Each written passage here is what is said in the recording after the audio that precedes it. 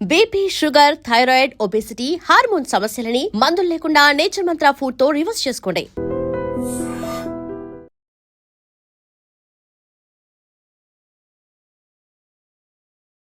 Hi guys, welcome to I dream secrets of healthy lifestyle with చాణక్యలో. ఈరోజు మనం తెలుసుకోబోయే టాపిక్ ఏదైనా ఉందంటే అది గ్యాస్ట్రిక్ ఇష్యూస్ గురించి.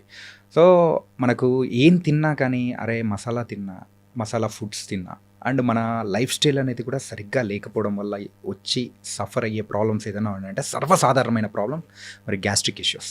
మరి ఈ గ్యాస్ట్రిక్ ఇష్యూస్ కానీ అండ్ గాల్ బ్లాడర్ ఇలా బోల్డెన్ని వాటి గురించి కూడా మనతో పాటు ఈరోజు డిస్కస్ చేయడానికి రవికాంత్ కొంగర గారు ఉన్నారు అండ్ గ్యాస్ట్రోఎంట్రాలజిస్ట్ అలాగే బెరియాట్రిక్ సర్జన్ కూడా.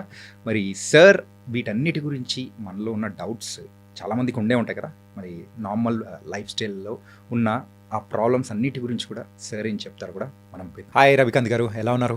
ఫైన్ అండి sir, thank you for coming to our I dream. ఏంటంటే మిమ్మల్ని పట్టుకోవడం చాలా కష్టం అని చెప్పేసి మా వాళ్ళు కూడా అంటుంటే ఎలాగోలా మిమ్మల్ని కూర్చోబెట్టేసాము. రియలీ అసలు గ్యాస్ట్రోఎంట్రాలజిస్ట్గా సో మీకంటూ చాలా మంచి పేరు అనేది కూడా ఉంది. చాలామంది పేషెంట్స్ని కూడా ట్రీట్ చేశారు. ఎన్ని ఇయర్స్ బ్యాక్ ఈ జర్నీ అనేది కూడా స్టార్ట్ అయింది సార్? సో ఈ జర్నీ అనేది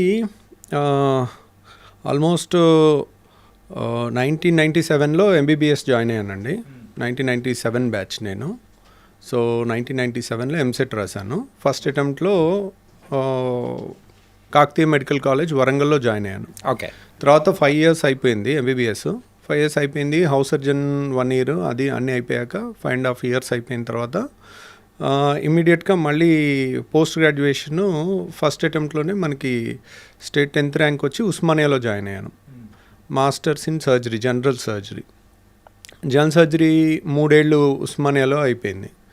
అయిపోయిన తర్వాత I wanted to do oncology, అంటే క్యాన్సర్ స్పెషాలిటీకి వెళ్దామని అనుకున్నాను.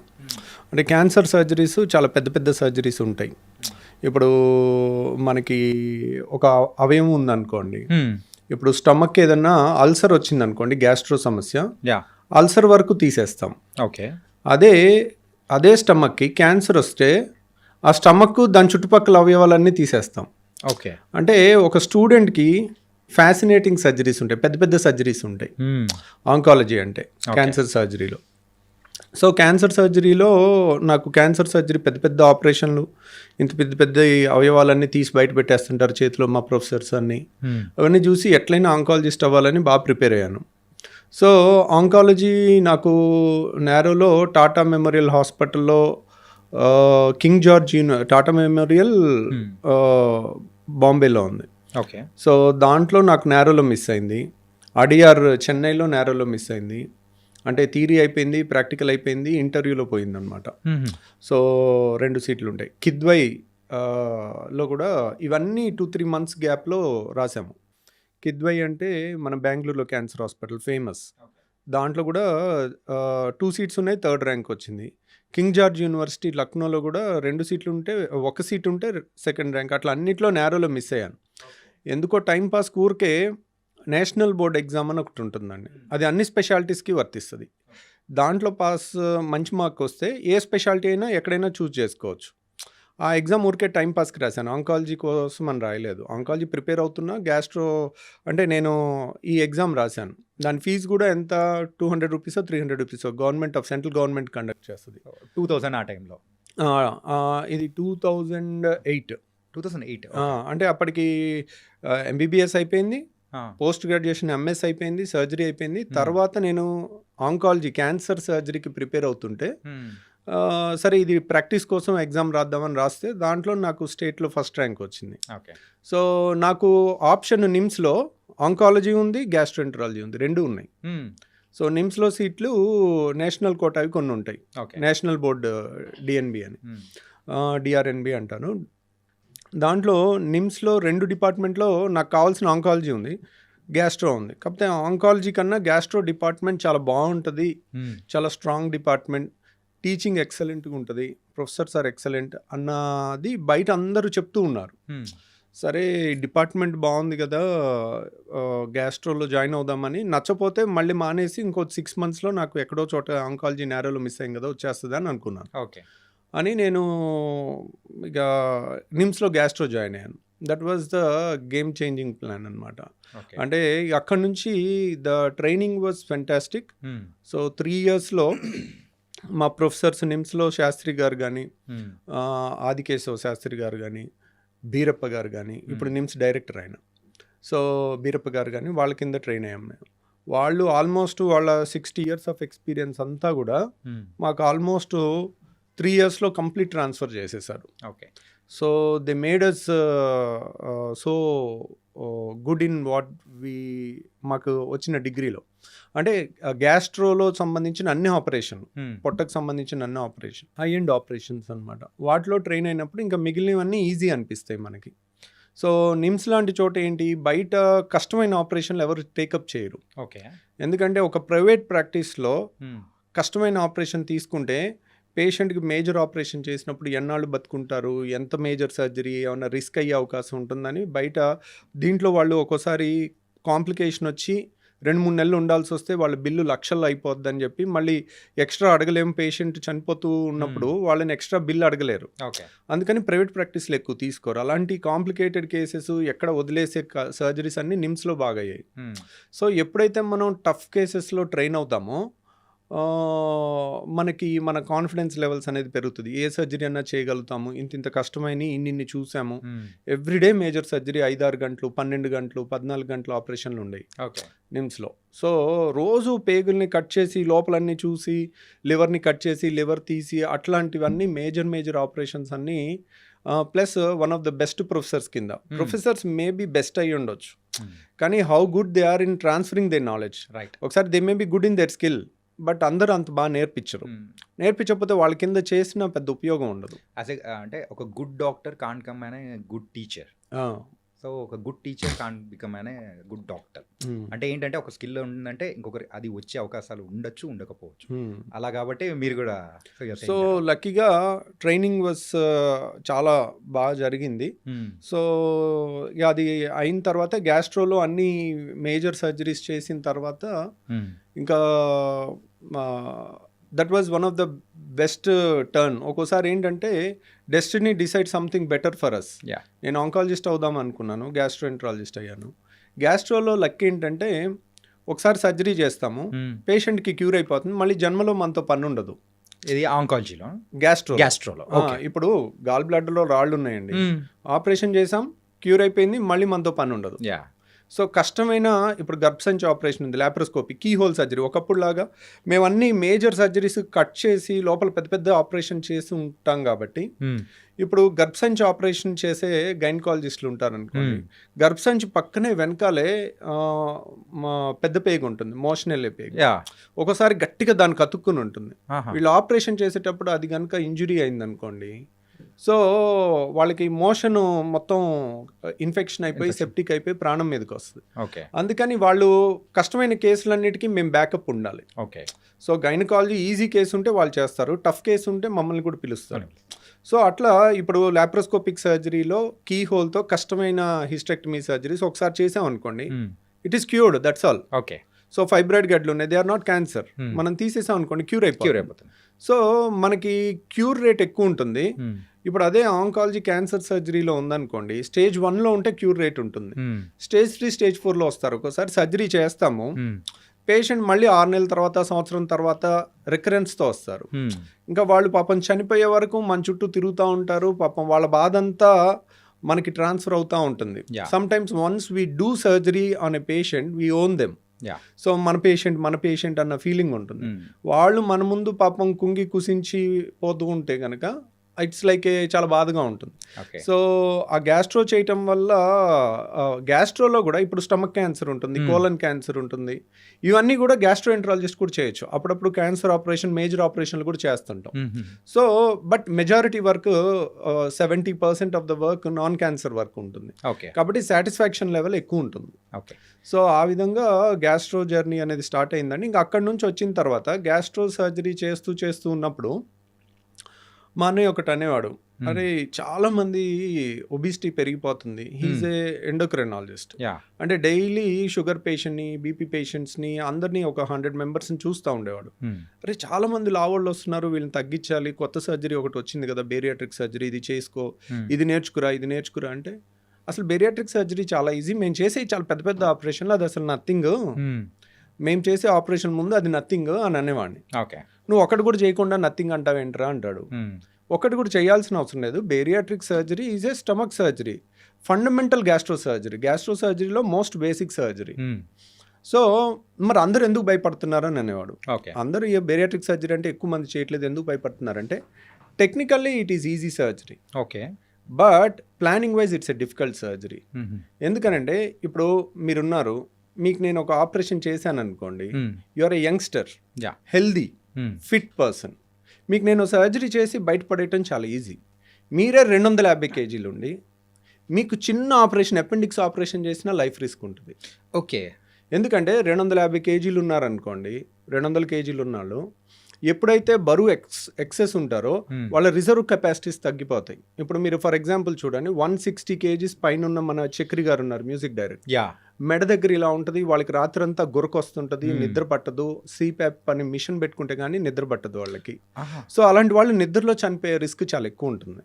అలా చక్రి గారిది ఒక్కటి మీకు తెలుసు, నా దగ్గర ఒక 1,00,000 మంది పేషెంట్స్ని ఇప్పటి వరకు మనం చూసుంటాం అనుకోండి, 10,000 మంది లావోళ్ళని. ఓకే. అంటే ఓవరాల్గా అన్ని పేషెంట్స్ గత 20 ఏళ్ళలో చూసిన పేషెంట్స్ కాకుండా లావోళ్ళని ఒక 10,000 మందో 15,000 మందో చూసుంటాం అనుకోండి. దాంట్లో చాలా 150 కేజెస్ దాటి ఉండి వీళ్ళకి సర్జరీ చేయించుకోండి బరువు తగ్గుతారు, 150 kgs is dangerous for them అని చెప్తాము. సో కొంతమంది ఏముంది ఇలాగే చెప్తున్నారు, ఈరోజు నడుస్తున్నాం కదా ఏం ప్రాబ్లం ఉంది అని నెగ్లెక్ట్ చేస్తారు. చక్రి గారు లాగా నిద్రలో చనిపోయిన వాళ్ళు నా దగ్గర 160 మెంబర్స్ ఉన్నారు లిస్ట్. అంటే మన దగ్గర సర్జరీకి వస్తారు, నడుచుకుంటూ వస్తారు. సో ఏముంది చేయించుకోండి, మీరు ఉండాల్సింది 70 కేజీలు, ఉన్నది 170 కేజీలు, 100 కేజీలు ఎక్స్ట్రా ఉన్నారు, మీకు ఎప్పుడైనా లైఫ్ రిస్క్ ఉండొచ్చు అని చెప్తాము. వాళ్ళకి అది ఎక్కదు. సో వాళ్ళు ఏముందిలే డాక్టర్లు అలాగే చెప్తారులే, మెల్లగొద్దాంలే, 6 months ఆగొద్దాం, 1 year ఆగొద్దాం. వాళ్ళకి ఫస్ట్ భయం ఉంటుంది బేరియాట్రిక్ సర్జరీ అంటే. ఓకే. ఇప్పుడు బేరియాట్రిక్ సర్జరీ అనగానే నేను 2011లో స్టార్ట్ చేశానండి. నేను స్టార్ట్ చేయకముందు బేరియాట్రిక్ సర్జరీ అంత కామన్గా అవైలబుల్ లేదు. సార్ ఈవెన్ ఇప్పటికి కూడా మీరు అంటూ ఉంటే బేరియాట్రిక్ సర్జరీ అంటే అసలు ఏంటి బేరియాట్రిక్ సర్జరీ అని కూడా అనిపిస్తుంది. అంటే ఎక్కువగా వినలేదు. సో ఈ సర్జరీ అనేది కూడా అంటే ఈ టైప్ ఆఫ్ సర్జరీస్ ఉంటాయా అని మాలాంటి కామన్ వాళ్ళకు ఇప్పుడు తెలుస్తూ ఉన్నాయి. ఎందుకని వినలేదంటే చాలామంది యంగ్స్టర్స్ కానీ సినిమా హీరోస్ కానీ ఒక 40 కేజెస్ సడన్గా తగ్గుతారు. ఒక 3 months to 6 monthsలో. చాలామంది దాన్ని రివీల్ చేయరు చేయించుకున్నామని. చాలామంది సెలబ్రిటీస్ చేయించుకున్నారు కానీ they don't reveal it. Majority of the unmarried girls and boys also ఈ చేయించుకుని తగ్గామని చెప్పడం అదొక స్టిగ్మా లాగా ఫామ్ అవుతుంది, అదొక నెగిటివ్ థింగ్ లాగా సొసైటీ చూస్తుంది. అందుకని చాలామంది సీక్రెట్గా చేయించుకుంటారు. కాబట్టి ఇది బయటికి ఎక్కువ రాదు. సో కానీ ఒక 30 years దాటిన వాళ్ళు, అలాంటి వాళ్ళు తగ్గితే ఒక 70 కేజీలు 100 కేజీలు తగ్గితే వాళ్ళ చుట్టుపక్కల చాలా మంది చూసి ఎలా తగ్గావు అని అడిగితే వాళ్ళు చాలా మంది చెప్తారు. అట్లా ఒక్క పేషెంట్ నుంచి మనకి 100 పేషెంట్లు వస్తారు. ఎందుకంటే it is obvious, result is obvious. So అంత ఫ్యాసినేటింగ్గా కనపడతా ఉంటుంది. సో మీరు ఒక అపెండిక్స్ ఆపరేషన్ చేయించారు, మీరు చెప్తే కానీ తెలీదు. అదే మీరు 150 కేజీల నుంచి 60 కేజీలకు వచ్చారనుకోండి, అది వాళ్ళు గుర్తుపట్టరు, ఎవరు నువ్వేనా, నువ్వా, మీ బ్రదరా, ఏంటి ఇలా అయిపోయావు, ఏమన్నా జబ్బు చేసిందా, లేకపోతే ఇలా అయిపోయావు, ఇంత సడన్గా మామూలుగా హెల్తీగా తగ్గలేరు కదా అన్న క్వశ్చన్స్ డిస్కషన్స్ వచ్చి. సో ఇప్పుడు మనం ఆల్మోస్ట్ ఇండియాలో బేరియాట్రిక్ సర్జరీ సౌత్ ఇండియాలో we do the highest number of surgeries అండి. అప్రాక్సిమేట్లీ ఎన్ని చేసి ఉంటారు అనుకోవచ్చు సార్? సో మొత్తం 3,600 దాకా చేసామండి పైన. సో కాకపోతే ఎవ్రీ మంత్ అరౌండ్ 30-35 సర్జరీస్ వరకు జరుగుతూ ఉంటాయి. బేరియాట్రిక్ ఇంకా గ్యాస్ట్రో సర్జరీస్ వేరే జరుగుతుంటాయి. బరువు తగ్గే మాత్రం అరౌండ్ 30 జరుగుతుంటాయి. ఓకే. సో మనకి ఈ సర్జరీస్లో మనకి ఉన్న అడ్వాంటేజ్ ఏంటి అంటే, ఇప్పుడు సపోజ్ ఒక పెద్ద కార్పొరేట్ హాస్పిటల్కి వెళ్ళారనుకోండి, ఒక డాక్టర్ డజంట్ హ్యావ్ ఎ సే. ఇప్పుడు ఒక doctor want to give a concession to the patient. Some times corporate rules ప్రకారము డాక్టర్కి ఎక్కువ ఫ్రీడమ్ ఉండదు. లక్కీగా నేను కొంచెం చిన్న ప్లేస్కి వెళ్ళింది కూడా కారణం అదే, విజయవాడకి. సార్ అదే నేను నెక్స్ట్ క్వశ్చన్ అదే ఉంది సార్, ఇది మొత్తం ఉంది కాబట్టి. సో యూజువల్గా మీరు చదువుకునింది అండ్ పుట్టి పెరిగింది మొత్తము తెలంగాణ నేపథ్యం, తెలంగాణలో, కానీ సెటిల్ అయింది మాత్రం విజయవాడలో.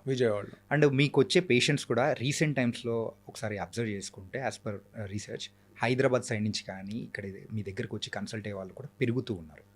అండ్ మీ నాలెడ్జ్ షేరింగ్ అనేది కేవలము డైరెక్ట్గా వచ్చి కన్సల్ట్ అయ్యే వాళ్ళు అంటే వాళ్ళ వరకే కాకుండా సో త్రూ వీడియోస్ ద్వారా కూడా మీరైతే అంటే ఇలా ఉంటుంది ఈ టైప్ ఆఫ్ ప్రాబ్లమ్స్ అనేది కూడా ఉంటుందని చెప్పేసి ఒక అవగాహన అనేది కూడా త్రూ వీడియోస్ అనేది కూడా షేర్ చేస్తున్నారు.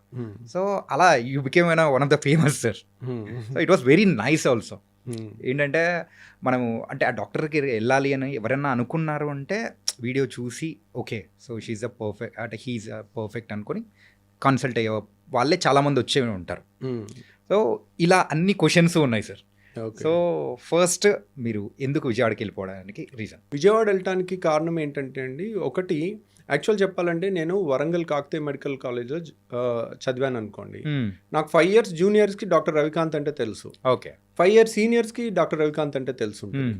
So okay he's one of the best student in 150 members అనేది యూజువల్గా నోటెడ్ ఉంటుంది. సో యాక్చువల్గా వాళ్ళందరూ హైదరాబాద్ చుట్టుపక్కల సెటిల్ అయి ఉన్నారు. సో కాబట్టి నేను తర్వాత ఉస్మానియాలో నేను ఎంఎస్ చేశాను. అప్పుడు నాకు 3 years జూనియర్స్ సీనియర్స్ తెలుస్తారు, ప్లస్ మా కింద హండ్రెడ్స్ ఆఫ్ బ్యాచెస్ ఉంటాయి.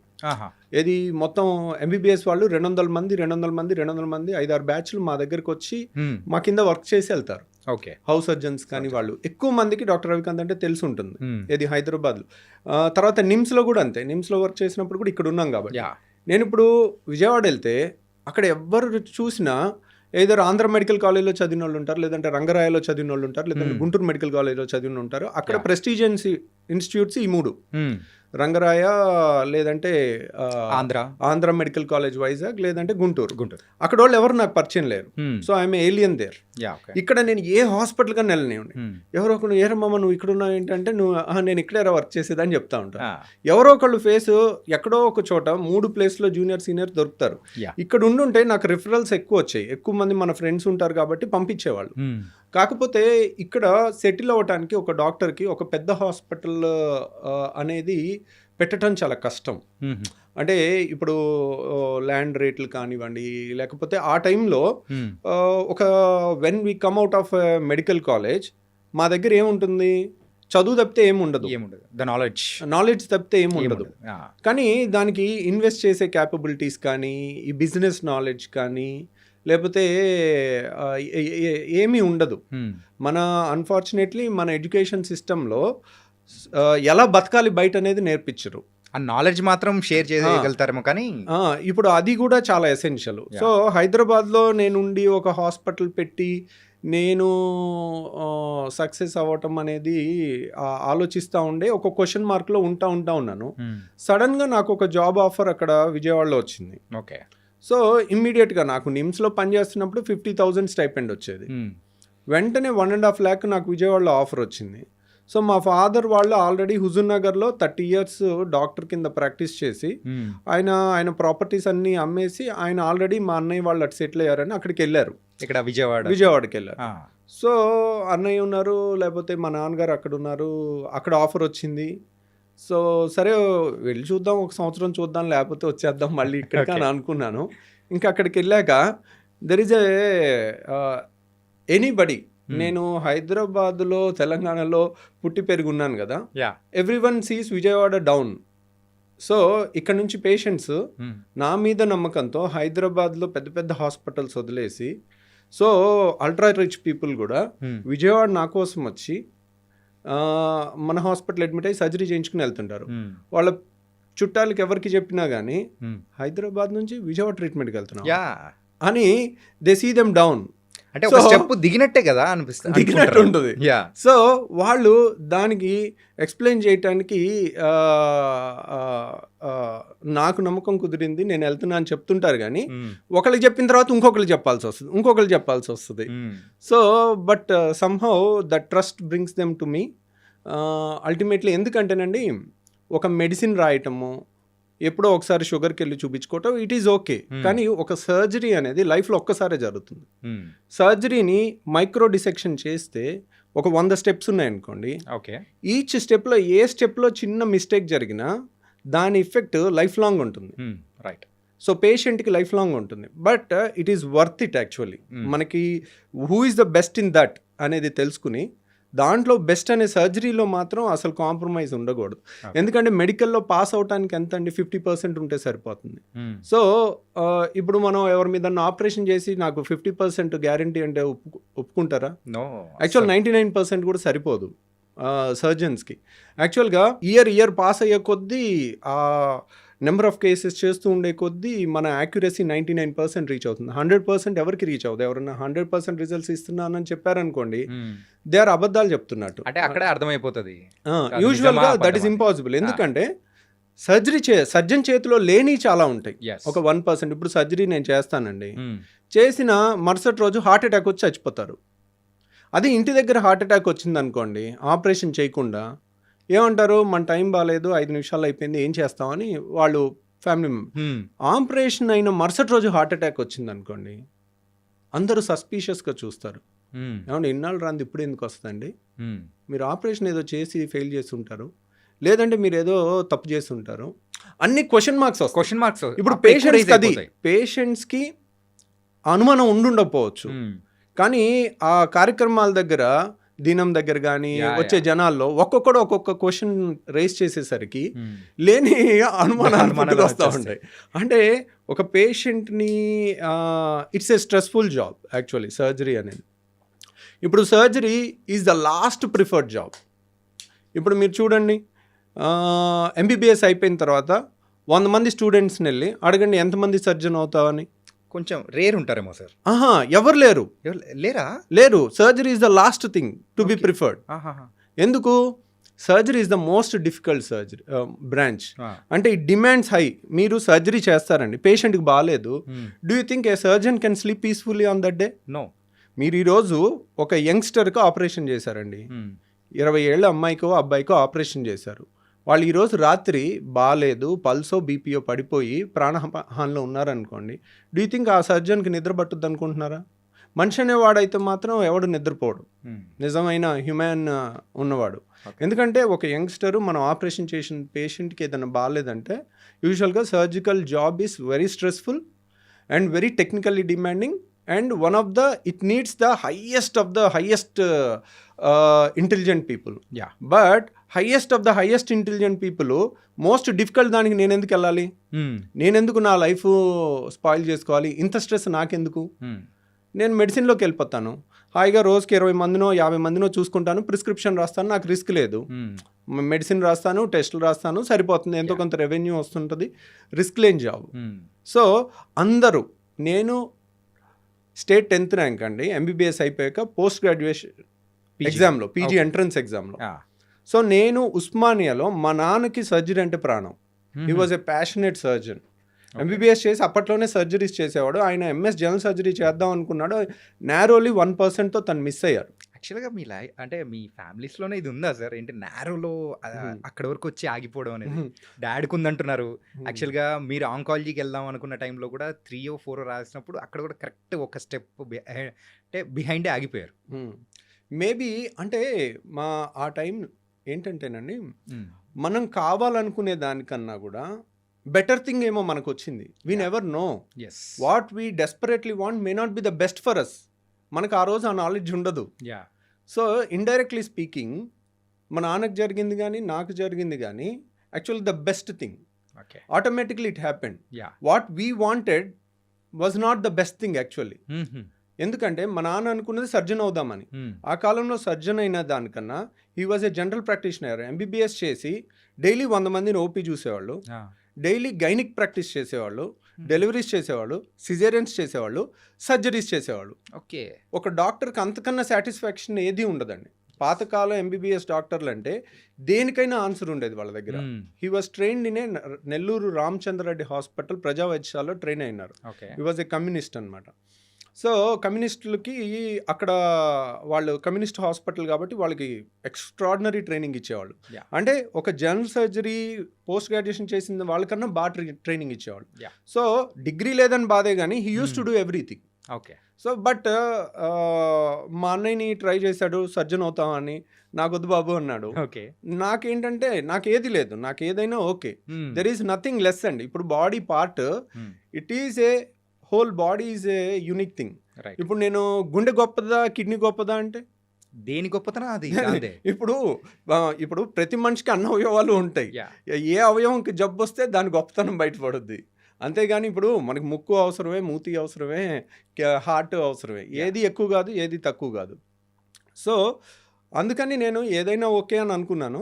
సో సర్జరీలోకి వెళ్ళాను. నేను వెళ్ళినప్పుడు నేను స్టేట్ 10th ర్యాంక్ వచ్చి నేను సర్జరీ ఉస్మానియాలో సీట్ తీసుకోగానే నా వెనకాల అతను, అమ్మయ్యా వీడు ఉస్మానియాలో జనరల్ మెడిసిన్ తీసుకోలేదు, వీడు తీసుకుంటే నాకు వచ్చేది కాదు, అమ్మయ్యా నాకు జనరల్ మెడిసిన్ వస్తుంది. వాడు వెనకాల అమ్మ వీడికి రేడియాలజీ తీసుకోలేదు, ఈడవాడు పిచ్చి వెరుబాగులో లాగున్నాడు, రేడియాలజీ ఇంత డిమాండింగ్ వదిలేశాడు, నాకు రేడియాలజీ వస్తుంది ఉస్మానియాలో సీటు. ఎందుకంటే 1-2 సీట్లే ఉండేవి. నేను 10th ర్యాంక్ నేను తీసుకుంటే వాళ్ళకి వచ్చేది కాదు. సో అట్లా లెక్కలేసుకున్నారు. తర్వాత ఉస్మానియాలో ప్రెస్టీజియస్ ఉస్మానియాలో జనరల్ సర్జరీ నేను స్టేట్ 10th ర్యాంక్ వచ్చి ఫస్ట్ సీట్ తీసుకుంటే సెకండ్ సీటు 160 ర్యాంక్ వరకు ఎవరు తీసుకోలే. 160 ర్యాంక్ వరకు జనరల్ మెడిసిన్ వరంగల్లో అయిపోయిన తర్వాత మిగిలిన డెర్మటాలజీ కూడా అయిపోయిన తర్వాత అన్ని స్పెషాలిటీస్ అయిపోయిన తర్వాత నాన్ రిస్కీ బ్రాంచెస్ అన్నీ అయిపోయాక ఇంకేది రానోళ్ళు అప్పుడు సెకండ్ సీటు ఉస్మానియాలో తీసుకున్నారు. సో బై చాయిస్ వెళ్ళటం వేరు. The worst trend in India is the smart people are not coming in to surgery. అది మన సొసైటీకి చాలా చెడండి. ఎందుకంటే మీరు చూడండి ద ప్రెస్టీజియస్ నిమ్స్లో you know cardiothoracic surgery, heart surgery చేసేవాళ్ళు లేరు. Seats are vacant. అసలు నిమ్స్ లాంటి దాంట్లో ఒక సీట్ వేకెంట్ ఉంటుందని ఎవరైనా ఊహిస్తారా? ఒక సూపర్ స్పెషాలిటీ సీటు కోట్లలో పెట్టినా దొరకదు అనుకుంటారు మీరు. ఈ రోజు కనుక నిమ్స్లో జనరల్ మెడిసిన్ సీట్ కానీ నిమ్స్లో కార్డియాలజీ సీట్ కానీ వేలం వేసి, ఇప్పుడు మనకి కోకాపేటలో స్థలానికి వేలం వేసినట్టు నిమ్స్లో ఒక సీట్ నేను పెట్టాను అని వేలం వేయండి, 20 కోట్లకు తక్కువ పోదు కార్డియాలజీ సీటు. అంటే దానికి విలువ కట్టలేము, అంత డిమాండ్ ఉంటుంది. నిమ్స్ లాంటి ప్లేస్లో కార్డియాలజీ సీట్ చేసామంటే దాన్ని కనుక సెపరేట్గా ఎన్ఆర్ఐ సీట్ కింద పెట్టి దాన్ని వేలం వేస్తే మాత్రం 20 కోట్ల కన్నా ఎక్కువ అవుతుంది. So as a gastroenterologist and recent టైమ్స్లో కూడా మన ఒక గట్ హెల్త్ అనేది కూడా వెరీ వెరీ ఇంపార్టెంట్. ఏంటంటే ఆ గట్ హెల్త్ బాగుంటే అన్నీ బాగున్నట్టే మన లైఫ్లో. ఆ హెల్త్ అనేది కూడా మొత్తం బాగుంటుంది, వేరే అవయవాలు కూడా అన్నీ దాని కరెక్ట్ ఫంక్షన్ అనేది కూడా జరుగుతూ ఉంటుంది అంటారు. సో గట్ హెల్త్ నిజంగా అంత ఇంపార్టెంటా? గట్ హెల్త్ అనేది యూజువల్గా ఒకప్పుడులా లేదండి. గట్ హెల్త్ ఒకప్పుడు ఇంట్లో ఫుడ్ ఎక్కువ తినేవాళ్ళు మన చిన్నప్పుడు కానీ, అందరూ పిల్లలు కానీ బయట ఫుడ్ ఎక్కువ ఉండేది కాదు. ఇప్పుడు ద మొమెంట్ ఈ ఫుడ్ డెలివరీ యాప్స్ అన్నీ వచ్చేసిన తర్వాత పిల్లలకి ఏ టైంలో ఏది కావాలంటే అది యూజువల్లీ అవుట్ సైడ్ ఫుడ్ వచ్చేస్తుంది. సో ఒకప్పుడు చక్కగా ఇంట్లో ఫుడ్ తినేవాళ్ళు, అప్పుడప్పుడు వారానికి ఒక్కసారి రెస్టారెంట్కి వెళ్ళేవాళ్ళు, బయట తినేవాళ్ళు. Okay, that's a different thing. ఇప్పుడు గట్ హెల్త్ సరిగ్గా ఉండాలంటే మనం తినే ఫుడ్ సరిగ్గా ఉండాలి. మనం తినే ఫుడ్లో క్వాలిటీ కన్నా కూడా టేస్ట్కి ఇంపార్టెన్స్ ఉన్నప్పుడు వాళ్ళు ప్రిపేర్ చేసే వాళ్ళు కూడా దీని టేస్ట్ ఎక్కువ ఉండాలి, ఏది కలిపినా పర్వాలేదు అన్నట్టు ఉంటారు. సో ఆబ్వియస్లీ వాళ్ళకి వాళ్ళ సేల్ ఇంపార్టెంట్, రైట్? వాళ్ళకి మన health is not important. But ఇంట్లో మన మదర్ ప్రిపేర్ చేశారనుకోండి, వాళ్ళకి టాప్ ప్రియారిటీ ఉంటుంది, మన హెల్త్ బాగుండాలి, కొంత టేస్ట్ ఉండాలని రెండూ ఉంటాయి. ఆ ప్రేమ అనేది ఉంటుంది, వీళ్ళ ఆరోగ్యం అనేది ఉంటుంది. అది అవుట్ సైడ్ ఫుడ్ డెలివరీ యాప్స్లో అది ఉండదు. కాబట్టి మనం చెత్త అంతా తినేసరికి ఇప్పుడు గట్ హెల్త్ చాలా మంది గ్యాస్ అని ఉదయం లేస్తే గ్యాస్, అంతా గ్యాస్ మయం లాగా అయిపోయింది ప్రపంచం అంతా. అందరూ సార్ గ్యాస్ అంటారు, లేదంటే తేపులు అంటారు, లేదంటే కింద నుంచి అంటారు, లేకపోతే ఉబ్బరం అంటారు, ఇంకా విచిత్రమైన కంప్లైంట్లు. అంటే మనం విచిత్రమైన ఫుడ్లు తిన్నప్పుడు అన్ని టెక్స్ట్ బుక్లో డిస్క్రైబ్ చెయ్యని కంప్లైంట్స్తో వస్తుంటారు. ఓకే, ఎందుకంటే టెక్స్ట్ బుక్లు పేషెంట్ చూసి రాస్తారు, కాబట్టి బుక్లో ఉన్నదంతా పేషెంట్లో ఉండాలనుకుంటే ఉండదు. ఎందుకంటే ఈ బుక్కులు రాసే టైంలో ఈ ఫుడ్ డెలివరీ యాప్లు లేవు. ఓకే, కాబట్టి ఇప్పుడు వచ్చే కంప్లైంట్స్ అన్ని చూస్తుంటే ఇంకా విచిత్రమైన కంప్లైంట్లు వస్తున్నాయి. ఇప్పుడు బుక్స్ కనుక రాస్తే, అంటే అప్పుడు బుక్స్ సుమారు ఒక 1000 పేజెస్ అప్రాక్సిమేట్ మనం అనుకున్నాం, అంటే ఇప్పుడు సుమారు ఒక 50,000 పేజెస్, 1,00,000 పేజెస్ పెట్టుకొని బుక్ పెట్టుకొని ఇంత పెట్టి తిరగాలి. రోజుకి బుక్కుల సైజ్ పెరిగిపోతుంది. So but okay, gut health is very important. మన పేగులో ఆల్మోస్ట్ ట్రిలియన్స్ ఆఫ్ బ్యాక్టీరియా ఉంటాయండి.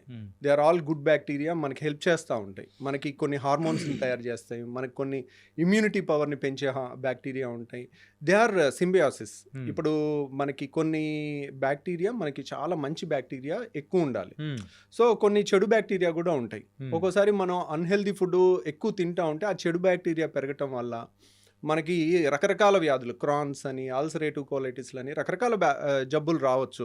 గ్యాస్ సమస్య అని, ఐబిఎస్ అని రకరకాలు. So gut health is very important. And stress వల్ల కూడా ఒకప్పుడు కన్నా ఇప్పుడు స్ట్రెస్ లెవెల్స్ పెరుగుతూ ఉన్నాయి. ఆ స్ట్రెస్ లెవెల్స్ పెరగటం వల్ల వాళ్ళకి స్ట్రెస్ ఎప్పుడైతే పేగులు కదలికలు ఇష్టం వచ్చినట్టు జరుగుతాయి. సార్ అది ఎమోషన్స్కి సంబంధించి మరి ఇక్కడ అంటే దానికి దీనికి లింక్ ఎలా పడుతుంది సార్? అంటే ఇప్పుడు మీరు ఎప్పుడైనా ఒక పిల్లల్ని భయపెట్టారు అనుకోండి, సడన్ గా ఇది పోసేసుకుంటారు. అవునా? నడిచిపోయింది అంటారు. ఇది కూడా అవుతుంది. అంటే వాళ్ళని భయపెడితే పేగులు కదులుతాయి. ఓకే. సో పేగుల movements are related to stress.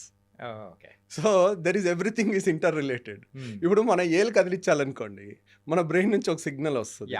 It is somatic అనమాట. మన పేగులు నేను కదిలిస్తానంటే కదలవు అవి.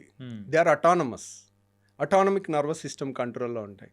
అటానమిక్ నర్వస్ సిస్టమ్ కంట్రోల్ అంటే 10 నిమిషాలకు ఒకసారి, 20 నిమిషాలకు ఒకసారి దాని మూమెంట్ ఇలా ముందుకి పేగులు కదలికలు అనేది వస్తుంటాయి. అవి స్ట్రెస్ని బట్టి ముందుకి వెనక్కి వెళ్తుంటాయి, ఇష్టం వచ్చినట్టు కదలికలు ఉంటుంటాయి. So stress is one important thing which impairs the gut health apart from latest outside food epidemic. అంటే అవుట్ సైడ్ ఇక అది మీరు ఆ టర్న్ ఓవర్స్ చూస్తే మైండ్ బ్లాక్ అయిపోవాల్సిందే. ఫుడ్ డెలివరీ యాప్స్ రీసెంట్ టైమ్స్లో అయితే వాళ్ళు రికార్డ్ బ్రేక్ చేస్తున్నారు సార్. అంటే మోస్ట్ ప్రాఫిటబుల్ జాబ్ అన్నట్టు కూడా అసలు యాప్స్ అనేది కూడా తయారైపోయి. ఏంటంటే ఇప్పుడు మీరు ఒక్క ఇంట్లో ఒక పూటకి ఒకళ్ళు ఒక రెస్టారెంట్లో ఆర్డర్ పెట్టుకోవట్లే, నాకు ఇది ఇక్కడ కావాలి, నాకు ఇది ఇక్కడ కావాలి. ముగ్గురు బాయ్లు వచ్చి డెలివరీ చేసే టైమ్స్ కూడా ప్రతి ఇంట్లో మీకు I don't think any one is exception. ఎవరింట్లో అయినా కానీ ఒకళ్ళు ఉంటే ఒకళ్ళు పెట్టుకుని దాన్ని అడ్జస్ట్ అయి తిందాం అని కూడా ఉండట్లేదు. నాకు ఇది కావాలి, నాకు ఇక్కడ ఇది కావాలి, ఇద్దరు పెడుతున్నారు. అనవసరంగా ఎక్కువ అయిపోయి మిగిలిపోతుంది కదా అని ఇంట్లో వాళ్ళు అందరూ ఎవరో ఒకళ్ళు తినేసి ఇంకా పాడు చేసుకుంటున్నారు. అంటే ఈరోజే సో యూజువల్గా నేను బ్యాచులర్, మా డాడ్ వచ్చారని చెప్పేసి ఉన్నాను. సో బ్యాచులర్స్ ఉన్నప్పుడు కుక్ చేసుకోవడం అనేది కూడా కొంచెం కష్టం, వర్క్ చేసుకుంటా అని బయట నుంచి ఫుడ్ అనేది కూడా తీసుకురావడానికి మా డాడ్ వెళ్ళారు. వెళ్తే నియర్లీ 4 to 5 ప్లేసెస్ దగ్గరికి వెళ్తే యూజువల్గా అంటే ఎక్కువ పీపుల్ వచ్చి పర్చేస్ చేస్తూ ఫుడ్ ఎక్కడికి వెళ్ళినా కానీ అంతే ఉన్నారు. అంటే ఇంట్లో వండుకోవడం అనేది మానేశారా కంప్లీట్గా? ఈవెన్ ఫ్యామిలీస్ అయినా కానీ అందరూ వచ్చి బయట తినడము. ఒకప్పుడు బయట తినడం అనేది వీక్లోనో మంత్లోనో సరదాగా వచ్చి తినేవాళ్ళు, కానీ ఇప్పుడు అది అలవాటుగా మారిపోయింది. ఇది ఎంతకాలం అనేది బాగుంటుంది? అంటే దాన్ని ఎవరు హెల్ప్ చేయలేమండి. ఎందుకంటే ఆడుతూ పాడుతూ కుక్ చేస్తూ అందరూ కూడా ఈ వర్క్ స్ట్రెస్ ఉంటుంది. వాళ్ళ వర్క్ దేంట్లో అయినా వర్క్ 7-8 గంటలు పనిచేసి వాళ్ళు వెళ్ళి కుక్ చేసుకోవాలనుకున్నా చాలాసార్లు ఉమెన్ కూడా వర్క్ చేస్తూ ఉంటారు. ఒకప్పుడు లాగా లేదు. ఇప్పుడు వైఫ్ హస్బెండ్ ఇద్దరు జాబ్ చేస్తున్నారు అనుకోండి, పిల్లలకి కుక్ చేసి పెట్టాలంటే అంత ఈజీ జాబ్ కాదు. సో ఉమెన్ చాలా నలిగిపోతూ ఉంటారు. అటు జాబ్ చూసుకోలేక, ఇటు ఇంట్లో ఫ్యామిలీని మేనేజ్ చేయలేక, ప్లస్ ఇవన్నీ మంచిగా వండి పెట్టినా టేస్ట్ కొద్దిగా తగ్గిందని వీళ్ళు మళ్ళీ బయట ఆర్డర్ పెట్టుకుంటారు. ఎటు తిప్పినా కానీ మళ్ళీ బయట నుంచి ఒక ఫుడ్ రావాల్సిందే. ఇప్పుడు పిల్లలకి మంచి హెల్దీది అని చెప్పి చేయగలం, కానీ వాళ్ళు వెనకాల తిరిగి పెట్టాలంటే ఒకప్పుడు పిల్లలకి గంట సేపు తిరిగి పెట్టేవాళ్ళు నోట్లో. ఇప్పుడు ఎక్కడ వీలవుతుందండి పాపం? అంతా ఫాస్ట్ మూవింగ్ వరల్డ్ అయిపోయింది. అంతా ఎవరి జాబ్లో వాళ్ళకి స్ట్రెస్లు అన్నీ ఉంటున్నాయి. సో ఏముందిలే ఒక క్లిక్లో మనకు వచ్చేస్తుంది కదా, ఈజీగా అయిపోతుంది కదా. That's a convenience. కన్వీనియన్స్ని వీ కెనాట్ స్టాప్. మనం ఆపలేము. అదేంటంటే వాలంటరీగా ఓహో దిస్ ఇస్ నాట్ రైట్ అనేది మనం మెల్లగా ఇంజెక్ట్ చేస్తుంటే దే థింక్ ఓవర్, ఓకే ఇది కరెక్ట్ కాదు నాన్న, ఇది కరెక్ట్ కాదు. వారానికి ఒక రోజు అని ఒక ఫ్యామిలీలో rule, family head mother father ఒక రూల్ పెట్టుకున్నారనుకోండి, ఓకే సమ్టైమ్స్ పిల్లలు వింటారు. మెల్లమెల్లగా అలాంటి అలవాటు చేస్తే యూజువల్గా అలాంటి డిసిప్లిన్ ఫ్యామిలీస్ కూడా చాలా ఉంటున్నాయి, బయట ఫుడ్ ఎక్కువ వద్దు అని. సో కానీ దాన్ని ఆపటం అంత ఉప్పెన్లాగా మీద పడిపోతూ ఉంటుంది. It's not easy thing. Sir recent టైమ్స్లో కూడా కొన్ని బయట వింటున్నది ఏంటంటే హాస్టల్స్లో పెట్టే కొన్ని ఫుడ్స్ కొంచెం హైజీనిక్గా లేకపోవడంతో సో వాళ్ళు ఏంటంటే ఆ కడుపు నొప్పి, ఆ గ్యాస్ అనేది కూడా ఎక్కువ ఉండడం, ఇంతవరకు ఆ తేపులు ఒకటేమైనా రావడం అండ్ ఇలా బోలెడన్ని ఇష్యూస్తో కూడా వచ్చేసి ఒక ట్యాబ్లెట్ అనేది వేసేసుకుంటారు. అప్పటికేమో కొంచెం సర్దుమణిగిపోతుంటుంది అండ్ కొన్ని శాషెట్స్ వస్తాయి వాటర్లో వేసేసుకొని తాగడం. సో ఇది రెగ్యులర్గా చేస్తూ ఉన్నారనుకోండి, ఎక్కువ డ్యామేజెస్ అయ్యే అవకాశాలు ఉంటాయంటారా? అంటే ఇప్పుడు ఇప్పుడు చూడండి, ఒకప్పుడు కూడా మన పెద్దవాళ్ళు అనేవాళ్ళు వేరే వాళ్ళు బాగుపడుతున్నారంటే అసూయ పడేవాళ్ళు, ఈర్ష్య వాళ్ళకి వీడి కడుపు మంట వస్తుందని అంటారు. అర్థమైంది? అవును. కడుపు మంట, Yeah. నీకేంటి కడుపు మంట అంటారు. Yes. అంటే వేరే వాళ్ళ మీద నెగిటివ్ ఫీలింగ్ లో కూడా మన బాడీలో యాసిడ్ ఎక్కువ ప్రొడ్యూస్ అవుద్ది. సో యాసిడ్ ఎక్కువ ప్రొడ్యూస్ అయితే ఏమవుతుంది, అల్సర్స్ ఫామ్ అవటం, ఎసిడిటీ ఫామ్ అవటం, తేపులు ఎక్కువ రావటం, ఇవన్నీ కూడా ఉంటాయి. సో అలాగే ఇప్పుడు అన్హెల్దీ ఫుడ్ ఉంటుంది, స్ట్రెస్ ఉంటుంది, స్ట్రెస్లో కూడా యాసిడ్స్ ఎక్కువ ప్రొడ్యూస్ అవుతాయి. సో కంటెంట్ అట్లీస్ట్ మంచి కంటెంట్ తిన్నాం అనుకోండి, మన ట్రెడిషనల్ మీల్ ఎలా ఉంటుంది, ఒక కూర అన్నం, రైట్, ఒక పప్పు అన్నం, ఒక పెరుగన్నం, రైట్, అన్నీ చక్కగా ఫినిష్ చేసుకుని లాస్ట్కి పెరుగన్నంతో ఫినిష్ చేస్తాం. పెరుగులో ఏముంటాయి, లాక్టోబాసిల్లస్ ఉంటుంది. లాక్టోబాసిల్లస్ అంటే అది నైట్ అంతా తోడుపెట్టిన పెరుగు ఉంటుంది కదా, దాంట్లో కొన్ని గుడ్ బ్యాక్టీరియా ఉంటాయి. ఓకే. ఆ లాక్టోబాసిల్లస్ అనేది చాలా మంచిది గట్ హెల్త్కి. మన మంచి బ్యాక్టీరియాని బాడీలో పెంపొందిస్తుంది. ఇలాంటివి మన ట్రెడిషనల్ ఫుడ్ కొంచెం టేస్ట్ తగ్గినా దానికి అడ్జస్ట్ అయ్యి ఉంటే కనుక యూజువల్గా మన గట్ హెల్త్ ఇంప్రూవ్ అవుతుందండి. ఒకప్పుడు మా చుట్టాల్లో ప్రొఫెసర్ వెంకటేశ్వరరావు గారు అని ఉన్నారు. ఈ was a very famous scientist అనమాట. ఓకే. ఆయన చెప్తా ఉంటారు, ఆయన హీఈస్ ఇంటూ 75 అలా ఉంటుంది. ఆయన చెప్తా ఉంటారు, మా చిన్నప్పుడు మేము సద్దన్నం తినేవాళ్ళం, అసలు ఎంత టేస్టీగా ఉండేదో రవి అని ఆయన డిస్క్రైబ్ చేస్తుంటే అయ్యో ఐ మిస్సింగ్ సంథింగ్ అని అనిపిస్తూ ఉంటుంది. ఇప్పటికైనా కానీ ఉదయం వెళ్ళి ఈ టిఫిన్లు ఇడ్లీలు ఏమీ లేవు, ఉదయం వెళ్ళగానే మాకు ఇంత సద్దన్నం పెడతావా అని అనేవాళ్ళం. వాళ్ళు ఆ చేసే ప్రాసెస్ని అంతా అదొక ఫ్యాసినేటింగ్గా చెప్తారు. That is also fermented food. Yes, night పెట్టేసి అండ్ మార్నింగ్ తినడం. ఎప్పుడైతే ఫెర్మెంట్ చేస్తామో, ఇప్పుడు చూడండి దోశ పిండి ఉంటుంది, మీరు ఈ రోజు రుబ్బి ఈ రోజు దోశ ఏంటి టేస్ట్ ఉండదు. అవును, దాన్ని 1 or 2 days మినిమం పులిస్తేనే దాని టేస్ట్ ఉంటుంది. సో దానికి టేస్ట్ వచ్చింది అంటే దాని అర్థం ఏంటి, good thing for our health అనే దానికి కొంచెం టేస్ట్ కూడా ఒక్కోసారి పెరగచ్చు అంటే దానికి. సో అదే కంటెంట్ ఏం లేదు, ఒకరోజు ఆగితే ఆ ఫెర్మెంటేషన్లో గుడ్ బ్యాక్టీరియా వచ్చి మన హెల్త్కి ఇంప్రూవ్ చేసే అవకాశం ఉంటుంది. సో అలాంటివన్నీ మన పాత ట్రెడిషన్స్ అన్నీ కూడా అందరం మర్చిపోతా ఉన్నాము. సో ఈ సద్దన్నం లాంటిది ఫెర్మెంటెడ్ థింగ్ కానీ ఇవన్నీ కూడా మనం మళ్ళీ ఆ అథెంటిక్ ముసలోళ్ళందరినీ పట్టుకుని తీసుకొచ్చి ఏది అథెంటిక్ అనేది అది ఇప్పుడు నేను అడిగితే నేను ఎప్పుడు నా చిన్నప్పుడే నేను తినలేదు దాన్ని, నేను ఎలా చెప్పగలను? మా ముందు జనరేషన్ వాళ్ళు చెప్తుంటే వింటా ఉన్నాం. సో కానీ ఇప్పుడు అథెంటిక్ చేసేవాళ్ళు ఎక్కడో ఏళ్ల మీద లెక్క పెట్టచ్చు. వాళ్ళని తీసుకొచ్చి దాన్ని తయారు చేయించి దాన్ని ప్రాపగేట్ చేస్తే ఇప్పుడు మంచి తోడేస్తే మంచి టేస్ట్ పెరిగి వస్తుంది. అట్లాగే ఆ సద్దన్నంలో కూడా వేసే కంటెంట్ స్టార్టర్ ఉంటుంది. స్టార్టర్ని రోజు ఆ గంజిలోంచి తయారు చేస్తారు. అది గంజిని వార్చి గంజిని పులవబెట్టి దాంట్లో వచ్చే బ్యాక్టీరియా ఉంటుంది. పెరుగులో ఉండే బ్యాక్టీరియా వేరు, దాంట్లో ఉండే బ్యాక్టీరియా వేరు.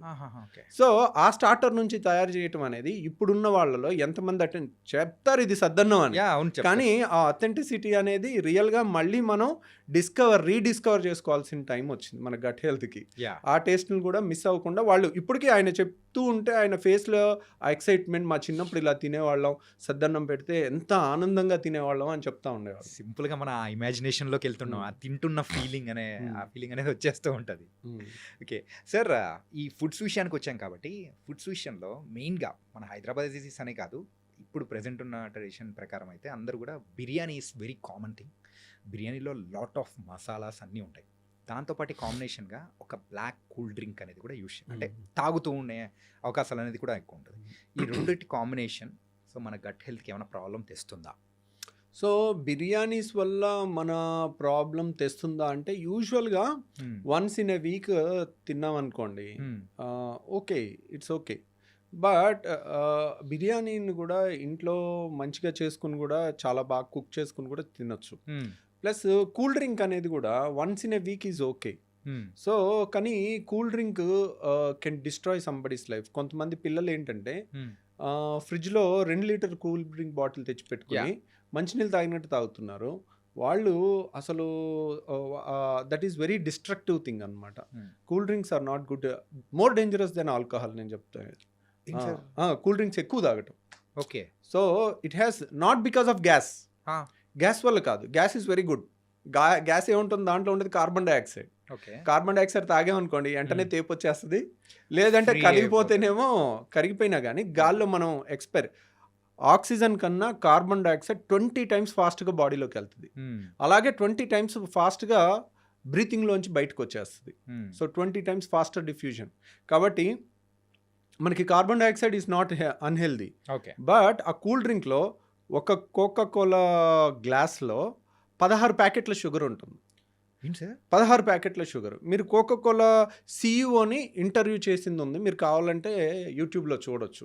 కోకా కోలా సీఈఓని మన సినిమా హాల్లో తీసుకునే ఈ సైజ్ కూల్ డ్రింక్ గ్లాస్ ఉంటుంది. ఈ గ్లాస్లో ఎన్ని ప్యాకెట్ షుగర్ ఉంటుంది అని అంటే 16 ప్యాకెట్ల షుగర్. 5-star హోటల్లో మనం టీ కలుపుకునేటప్పుడు ఇస్తారు చూడండి, అలాంటి 16 ప్యాకెట్లు మినిమం షుగర్ ఉంటుంది. సార్ ఒక చెంచా మనము షుగర్ వేసుకుంటేనే కాఫీలో అరే ఎక్కువ అయిపోయిందని చెప్పేసి అని అనుకుంటుంటాము. కాకపోతే ఇంత టూ మచ్ ఆఫ్ షుగర్ అనేది కూడా మనం కన్జ్యూమ్ చేస్తున్నామంటే ఆ టేస్ట్ అనేది ఆ గ్యాస్, ఆ కూలింగ్ అండ్ ఈ షుగర్ 3 కలిసేసరికి వస్తుంది. ఓకే. సో యాక్చువల్గా మీరు గ్యాస్ లేదనుకోండి, అసలు గ్యాస్ అంతా జస్ట్ షేక్ చేసి గ్యాస్ అంతా తీసేసి ఒట్టి కూల్ డ్రింక్ తాగండి, ఎవరు తాగలేడు. కూలింగ్ లేకుండా వేడిగా తాగండి, తాగలేదు. సో షుగర్ లేకుండా కొద్దో గొప్ప తాగొచ్చు. సో మోస్ట్ డేంజరస్ మనకు చిన్నప్పుడు గోలీ సోడాలు ఉండేవి. అవును. సో దాంట్లో కూడా కార్బన్ డైఆక్సైడ్ ఉండేది. దాంట్లో ఎక్కువ షుగర్ ఏమి ఉండదు. నిమ్మకాయ సోడా, నిమ్మకాయ వేసి కొంచెం ఉప్పు అన్న వేసుకోవచ్చు, కొంచెం మనం షుగర్ అన్న ఒక చెంచాను వేసుకుని తాగేస్తే ఇట్స్ నాట్ దట్ డేంజరస్. కానీ ఇప్పుడున్న వాటిలో ఆ కాన్సన్ట్రేషన్ పెంచి కాంపిటీషన్లో మా దాంట్లో ఎక్కువ ఎఫెక్ట్ అంటే మా దాంట్లో కిక్ ఎక్కువ, దీంట్లో కిక్ ఎక్కువ, దాంట్లో ఏం కలుపుతాం ఇమ్మెటీరియల్, మన సేల్ ఎంత అయింది అనేది ముఖ్యం. రైట్. అది రిజల్ట్స్ అనేది వాళ్ళకి కావాల్సిందండి. ఇప్పుడు ఒక కంపెనీ ఒక సీఈఓని ఎంప్లాయ్ చేసింది అనుకోండి, ఏం చూస్తుంది? లాస్ట్ ఇయర్ ఎంత టర్న్ ఓవర్, నువ్వు ఇయర్ ఏం చేసావు, నువ్వేం పొడిచావు, ఎప్పటి నుంచో ఉన్నది, నువ్వు ఏ విధంగా దీన్ని పెంచావు, అంతే కదా అడిగేది వాళ్ళని. నువ్వు ప్రపంచంలో ఆరోగ్యాన్ని నువ్వు పెంచావు అని కంపెనీ అడుగుతుందా? అడగదు. మల్టీనేషనల్ కంపెనీస్కి అడగదు. కాబట్టి నువ్వు లాస్ట్ ఇయర్ టార్గెట్ ఎంత, ఈ ఇయర్ టార్గెట్ ఎంత పడింది, ఎంత పెరిగింది, నువ్వేం చేసావు, అంతే అడుగుతారు. కానీ మన దాంట్లో ఎంత హెల్త్ చేసావు, ఎంత హెల్త్ సొసైటీకి ఇస్తున్నావు, అది అడగరు. ఓకే. వాటికి 24 గంటలు అడ్వర్టైజ్మెంట్లు ఉంటాయి. గుడ్ హెల్త్కి ఎవడు అడ్వర్టైజ్మెంట్ చేయాలి? ద కన్సెప్షన్ ఆఫ్ షుగర్ని కూడా తీసుకుంటున్నాము. అండ్ తలుచుకుంటుంటేనే ఒక రకంగా కూల్ డ్రింక్ అంటేనే భయం వేస్తుంది, చాలా డిస్టెన్స్ ఉండాలనిపిస్తూ ఉంది. ఓకే. అండ్ ఈ మసాలాస్ దాని గురించి కూడా మాట్లాడుకుందామా సార్?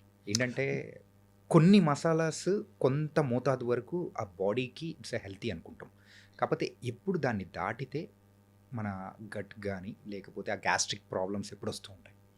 అంటే ఇప్పుడు మన మసాలాస్లో ఇప్పుడు చాలా వరకు అల్లం కానీ తెల్లుల్లి కానీ ఇవన్నీ కూడా కొంత యాంటీ ఆక్సిడెంట్ ప్రాపర్టీస్ ఉంటాయి. They are not very bad.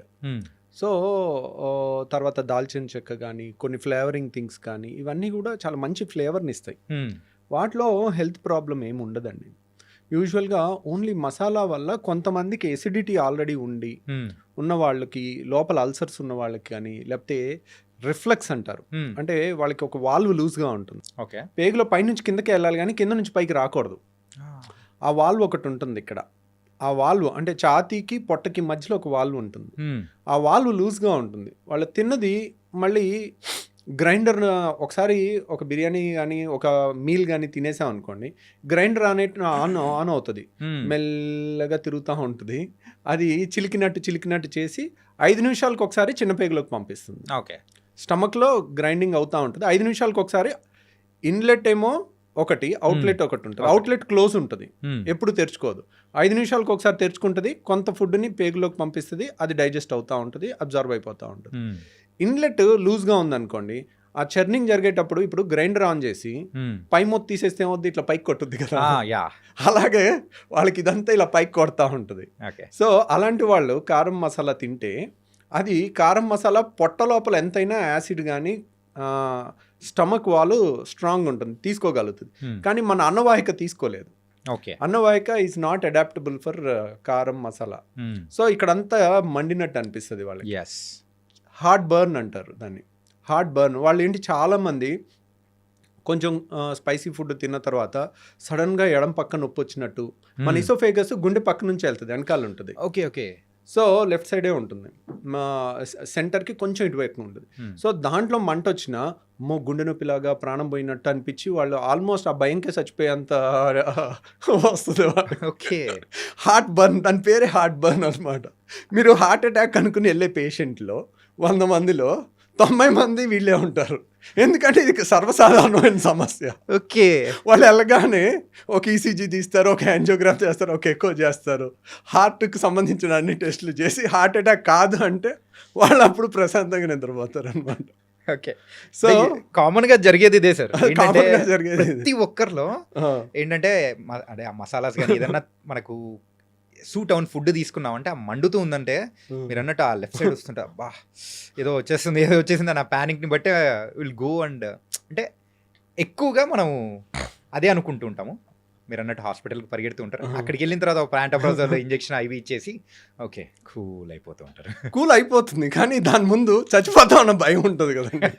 ఇదేమో హార్ట్ అటాక్ అని. ఆ భయం చాలా డేంజరస్ యాక్చువల్గా. ఒక్కోసారి నిజంగా డేంజరస్ పాము గడిచే దానికన్నా ఆ భయంతో సగం మంది చచ్చిపోయే అవకాశం ఉంటుంది. Weak hearted people. సో వాళ్ళు ఏదో అయిపోద్దని ఆ ప్యానిక్లో వాళ్ళు చేసే డ్రైవింగ్లో కానీ చేసే ప్రతి పనిలో ఆ ప్యానిక్ కనపడుతుంది. That is. కాకపోతే ఏంటంటే నేను పబ్లిక్కి చెప్పాలనుకునే ఒకటి ఏంటంటే అండి, ఒక 60 ఏళ్ల మనిషో 55 ఏళ్ల మనిషో స్మోకరో లేకపోతే షుగరు ఎక్కువ ఉండి బీపీ ఎక్కువ ఉండి కొలెస్ట్రాల్ ఎక్కువ ఉండి వాళ్ళకి ఇక్కడ చెస్ట్లో పెయిన్ వస్తే భయపడ్డారంటే అర్థం. ఓకే. 20 ఏళ్ళలో వెళ్ళి యాంజియోగ్రాములు చేసుకుంటా ఉన్నారు అంటే ఆ భయానికి. సో నాకు ఇంకా ఏదో చేయండి, నాకు గుండె డాక్టర్ నీకు గుండె ప్రాబ్లం లేదమ్మా అనగానే లేదు సార్ ఏదో ఉంది సార్ అని ఉంటారు. ఇది హార్ట్ బర్న్, దాని పేరే హార్ట్ బర్న్. ఓకే. కాబట్టి కొంచెం రేషనల్గా థింక్ చేయండి. 25 ఏళ్ల వయసులో హార్ట్ అటాక్ వచ్చుంటే భూమి మీద యువత అనేది మానవ జాతి అనేది అంతరించిపోద్ది. అలా జరగదు లెక్క ప్రకారం, unless you are a chain smoker. That's the only reason.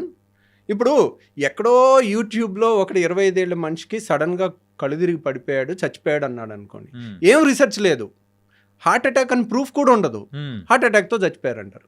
How can you say that? బ్రెయిన్లో బ్లడ్ క్లాట్ అయి చచ్చిపోయి ఉండొచ్చు, నువ్వు ఏమన్నా పోస్ట్ మార్టం చేసావా? నువ్వు ఎలా చెప్పగలుగుతావు? ఇప్పుడు మీడియా ప్రతినిధులు అందరూ వెళ్ళిపోతారు, they are not doctors to decide what is the exact cause of death. Right. Exact cause sudden death కుప్పకూలిపోయి చచ్చిపోయి ఉంటే బ్రెయిన్లో రక్తనాళాలు చిట్టినా టప్పును పడిపోయి చచ్చిపోవచ్చు. అంటే లాట్ ఆఫ్ రీజన్స్ అనేది కూడా ఉంటాయి, కానీ వీళ్ళే దానికి కారణం ఇదో హార్ట్ అటాక్తో సడన్గా చచ్చిపోయారని కన్క్లూషన్స్ ఇచ్చేస్తున్నారు అనుకోండి, దట్ ఈస్ రాంగ్ థింగ్. అమ్మో వాడు ఎవడో చచ్చిపోయాడు, నేను ఇలా డాన్స్ చేస్తున్నప్పుడు ఇలా పడిపోతే ఏంటి సార్ నా పరిస్థితి ఏంటి? యాక్చువల్గా దాని గురించి అంటే ఇంత యంగ్ ఏజ్లో కూడా హార్ట్ అటాక్స్ వస్తున్నాయని చెప్పేసి చాలామంది చూసి, సో హెల్త్కి సంబంధించి అంటే టెస్ట్లకు వెళ్ళే వాళ్ళు కానీ అలా పెరుగుతూ ఉన్నారు రీసెంట్ టైమ్స్లో. సో మెయిన్గా ఈ హార్ట్ అటాక్ ఆ వీడియోస్ ఎప్పుడైతే సర్క్యులేట్ అనేది కూడా ఎక్కువ తిరుగుతూ ఉన్నాయో అప్పటి నుంచి మొదలైంది ఆ పానిక్ బటన్ కైండ్ ఆఫ్. అంటే రేర్ జబ్బులు ఎప్పుడూ ఉంటాయండి, కోట్లలో ఒకరికి వచ్చే జబ్బులు ఉంటాయి. ఆ జబ్బుల్లో యంగ్స్టర్స్ కూడా ఒక్కోసారి సడన్ డెత్ ఉంటారు. సడన్ ఇన్ఫాంట్ డెత్ సిండ్రోమ్ అని ఒకటి ఉంటుంది. చిన్న పిల్లలు 1 year పిల్లలు సడన్గా చచ్చిపోతారు, రీజన్ తెలియదు. ఓకే. దాన్ని పోస్ట్ మార్టం చేసి చూస్తే కానీ తెలియదు. అలాగే మరి దాంట్లో ఏదో లోపల ప్రాబ్లం ఉండి జబ్బు ఉండి అరుదుగా జరిగేది. ఇలాంటివి ఈ సమస్యలోనే ఇప్పుడే పెరిగినాయి యంగ్ హార్ట్ అటాక్స్ అంటారు. How can you conclude? Media is not the right thing to conclude things. So దాంట్లో ప్రాబ్లం ఎక్కడ జరుగుతుందంటే, ఇప్పుడు 30 ఏళ్ల కింద లేనిది ఇప్పుడు కొత్త జబ్బులు ఏమొచ్చినాయి అని, 30 ఏళ్ల కింద లేనిది ఇప్పుడు ఉన్నది ఏంటి, ప్రతిదాన్ని ప్రతి ఒక్కడు మొబైల్లో చిత్రించి పెట్టేస్తున్నారు. 30 ఏళ్ల కింద కూడా జరిగినాయి అలాంటివి, అంతే కదా. ఇప్పుడు నెంబర్ ఆఫ్ సడన్ డెత్స్ అనేది, ఇప్పుడు ఒలింపిక్స్లో రన్నింగ్ రేస్లో చనిపోయిన వాళ్ళ వీడియోస్ చూడండి. యంగ్ అథ్లెట్స్ ఉంటారు, వాళ్ళకి హార్ట్లో ఒక కండిషన్ ఉంటుంది, HOCM అంటారు దాన్ని, హైపర్ట్రోఫిక్ అబ్స్ట్రక్టివ్ కార్డియోమైపతి. అలాంటి వాళ్ళు అథ్లెట్స్ ఉంటారు, వాళ్ళకి సడన్గా ఒక్కోసారి హై హార్ట్ రేట్ వచ్చినప్పుడు సడన్గా హార్ట్ ఆగిపోద్ది, అలాంటి చచ్చిపోతారు. అలా మీరు కావాలంటే అలాంటి వీడియోస్ కూడా ఉన్నాయి. అథ్లెట్స్లో హార్ట్ అటాక్ రాదు కదా, రాదు. అది HOCM జబ్బు వల్ల వచ్చింది. ఓకే. అది డాక్యుమెంటెడ్ థింగ్స్, దాన్ని రీసెర్చ్ థింగ్ ఉంటుంది. ఎవరైనా చనిపోయారంటే రీసెర్చ్ చేసి ఇది పక్కా హార్ట్ అటాక్ అని ప్రూవ్ చేసి మనం మాట్లాడాలి. ఎవడో జరిగిపోయాడు, ఏదో పడిపోయాడు, సడన్గా పడిపోయాడు, వీడియో తీయటం, ఇంకో వీడు చచ్చిపోయాడు, మీరు చచ్చిపోయే అవకాశం ఉంది, జాగ్రత్త ఉండండి అన్నారనుకోండి, ఇంకా పాపం ఎవడో నిద్రపోడు ప్రశాంతంగా. అది ప్రతి ఒక్కరికి జరుగుతుంది present. So these things are there in the past, these things are there present. ఇన్ని కోట్ల మంది దగ్గర కెమెరాస్ ఉన్నప్పుడు మీరు 90sలో 2000sలో హై ఎండ్ సినిమాలు తీసే కెమెరాలు ఉన్నాయి చూడండి, వాటికన్నా ఇప్పుడున్న మొబైల్లో మోర్ క్లారిటీ వస్తుంది. అవును సార్. అంటే ప్రతి ఒక్కరి దగ్గర ఫిల్మ్ మేకింగ్ కెమెరాస్ ఉన్నట్టు అవన్నీ స్పెషల్ ఎఫెక్ట్స్ పెట్టి బ్యాక్గ్రౌండ్ మ్యూజిక్ పెట్టి ఇలాంటివి చూపించామనుకోండి, అందువల్ల ఒత్తిడి ఎక్కువైపోయి అనవసరమైన టెస్ట్లు ఎక్కువ చేయించుకుని వాళ్ళు చాలామంది పాపం భయంతో బతుకుతూ ఉన్నారు. చాలామందికి అంటే సినిమాస్ చూసైనా కానీ లేకపోతే నార్మల్గా మార్నింగ్ లేవగానే కాఫీస్ తాగడం అనేది కూడా కొంచెం అలవాటు అనేది కూడా ఉంది కూడా ఇప్పుడు ప్రెసెంట్. సో ఇలా మార్నింగ్ కాఫీ అనేది తాగడం మంచిదా కాదా? కాఫీ అనేది కానీ టీ అనేది కానీ ఉందనుకోండి, coffee increases acidity. Okay. That is proven beyond doubt, దాంట్లో సందేహం ఏం లేదు. టీ అనేది ఎసిడిటీని పెంచదు. ఓకే. సో టీ హెల్దీయా కాఫీ హెల్దీయా అంటే tea is always healthier than coffee. So tea కాఫీలో ఓన్లీ నెగిటివ్ థింగ్ ఏంటి అంటే added sugar is the only negative thing. ఇక్కడ దేంట్లో టీలో కానీ కాఫీలో కానీ షుగర్ 2 స్పూన్ షుగరు అలా వేయటం ఆపేసి 1/2 స్పూన్ షుగర్కి తీసుకురాగలిగితే కనుక, దాన్ని ఆస్వాదించగలిగితే that is the best thing. Acidity లేని వాళ్ళు హ్యాపీగా తాగొచ్చు కాఫీ. ఒక కాఫీతో మన ఆరోగ్యం ఏం పాడైపోదు. అంటే early morning coffee sir, early morning కూడా తప్పేం లేదండి, that is nothing wrong in it. Okay. కాకపోతే ఎసిడిటీ ఉన్న వాళ్ళు చేస్తే వాళ్ళకి కడుపు మండే అవకాశం ఉంటుంది. Coffee increases acidity. Okay. Okay. కాబట్టి ఎసిడిటీ ఉన్న వాళ్ళు తాగితే వాళ్ళకి పడదు, వాళ్ళు తాగాల్సిన అవసరం లేదు. Better they can go for tea తాగొచ్చు, అప్పుడు టీ తాగొచ్చు, దాంట్లో తప్పేం లేదు. Okay sir. అండ్ రీసెంట్ టైమ్స్లో కూడా ప్రోబయాటిక్ క్యాప్సూల్స్ కానీ టాబ్లెట్స్ కానీ తీసుకోవడం అనేది అంటే సజెషన్, అంటే డాక్టర్ సజెషన్ చేసిన తర్వాత తీసుకోవడం బాగానే ఉంటుంది. కాకపోతే కొంతమంది డాక్టర్ సజెస్ట్ చేయకుండానే వాడడం అనేది కూడా మొదలు పెడుతున్నారు, కొంతమంది వాడుతున్నారు. సో ఇది ఎంతవరకు హెల్త్కి బెస్ట్ అంటారు? అంటే ప్రోబయాటిక్స్ అనేవి ఇట్ ఈస్ నథింగ్ బట్ నేను చెప్పాను కదండి, మన పెరుగన్నం ఈజ్ ఎ ప్రోబయాటిక్, మన సద్దన్నం ఈజ్ ఎ ప్రోబయాటిక్. దాంట్లో ఉండే బ్యాక్టీరియల్ కాంపోజిషన్ డిఫరెంట్ ఉంటుంది. అది గంజి పులిసి పెడితే వచ్చేది. ఓకే. సో పెరుగుని పులివి పెడితే వచ్చే బ్యాక్టీరియా లాక్టోబాసిల్లస్లో వేరే స్పీషీస్ ఉంటాయి. ఓకే. తర్వాత మన దోస పిండిని పులవ పెడితే వచ్చేది వేరే స్పీషీస్ ఉంటాయి. ఇట్లా రకరకాలవి ఉంటాయి. అంటే వీటన్నిటిని హెల్తీ బ్యాక్టీరియా మన ఫుడ్లో తీసుకోవటం ఇంకా మంచిది అంటాను. మనం చెత్తంతా తిని ఒక ప్రోబయాటిక్ వేసుకుంటే మంచి అయిపోదు. ఓకే. సో మనం రోజు తినే దాంట్లో మీరు చెత్త తినాలనుకున్నారనుకోండి, టేస్ట్ బేస్డ్ వారానికి ఒక రోజు పెట్టుకోండి చీట్ డే. మిగిలిన 6 days వీలైనంత వరకు మనం హెల్దీ డైట్కి స్టిక్ ఆన్ అయి ఉంటే మంచిది. ఓకే. అండ్ మన గట్ హెల్త్ విషయానికి వచ్చేటప్పటికి రీసెంట్ టైమ్స్లో పేగు క్యాన్సర్ అనేది కూడా బాగా వింటున్నాము. సో అది యూజువల్గా ఎలా వస్తూ ఉంటుంది? అంటే మనం తీసుకునే లైఫ్ స్టైల్ హ్యాబిట్స్, ఫుడ్స్ వల్లే ఆ పేగు క్యాన్సర్ అనేది కూడా ఎక్కువగా వస్తూ ఉంటుందా, లేకపోతే దానికి గల కారణాలు ఏంటి? నేను రీసెంట్గా ప్యారిస్ వెళ్ళాను. ఓకే. ప్యారిస్ వెళ్తే అక్కడ ఫుడ్ చూస్తుంటే నాకు అదొక రకమైన విరక్తి కలిగింది. ఉదయం లేవగానే అక్కడికి వెళ్తే హోటల్లో బుఫే పెడతారు. ఓకే. ఏముందంటే బ్రెడ్ జామ్, లేదంటే ఆ సాసేజెస్లు బీఫు పోర్కు, దట్ ఈస్ దేర్. ఇంకేం లేదు వాళ్ళకి తినటానికి. They don't have anything.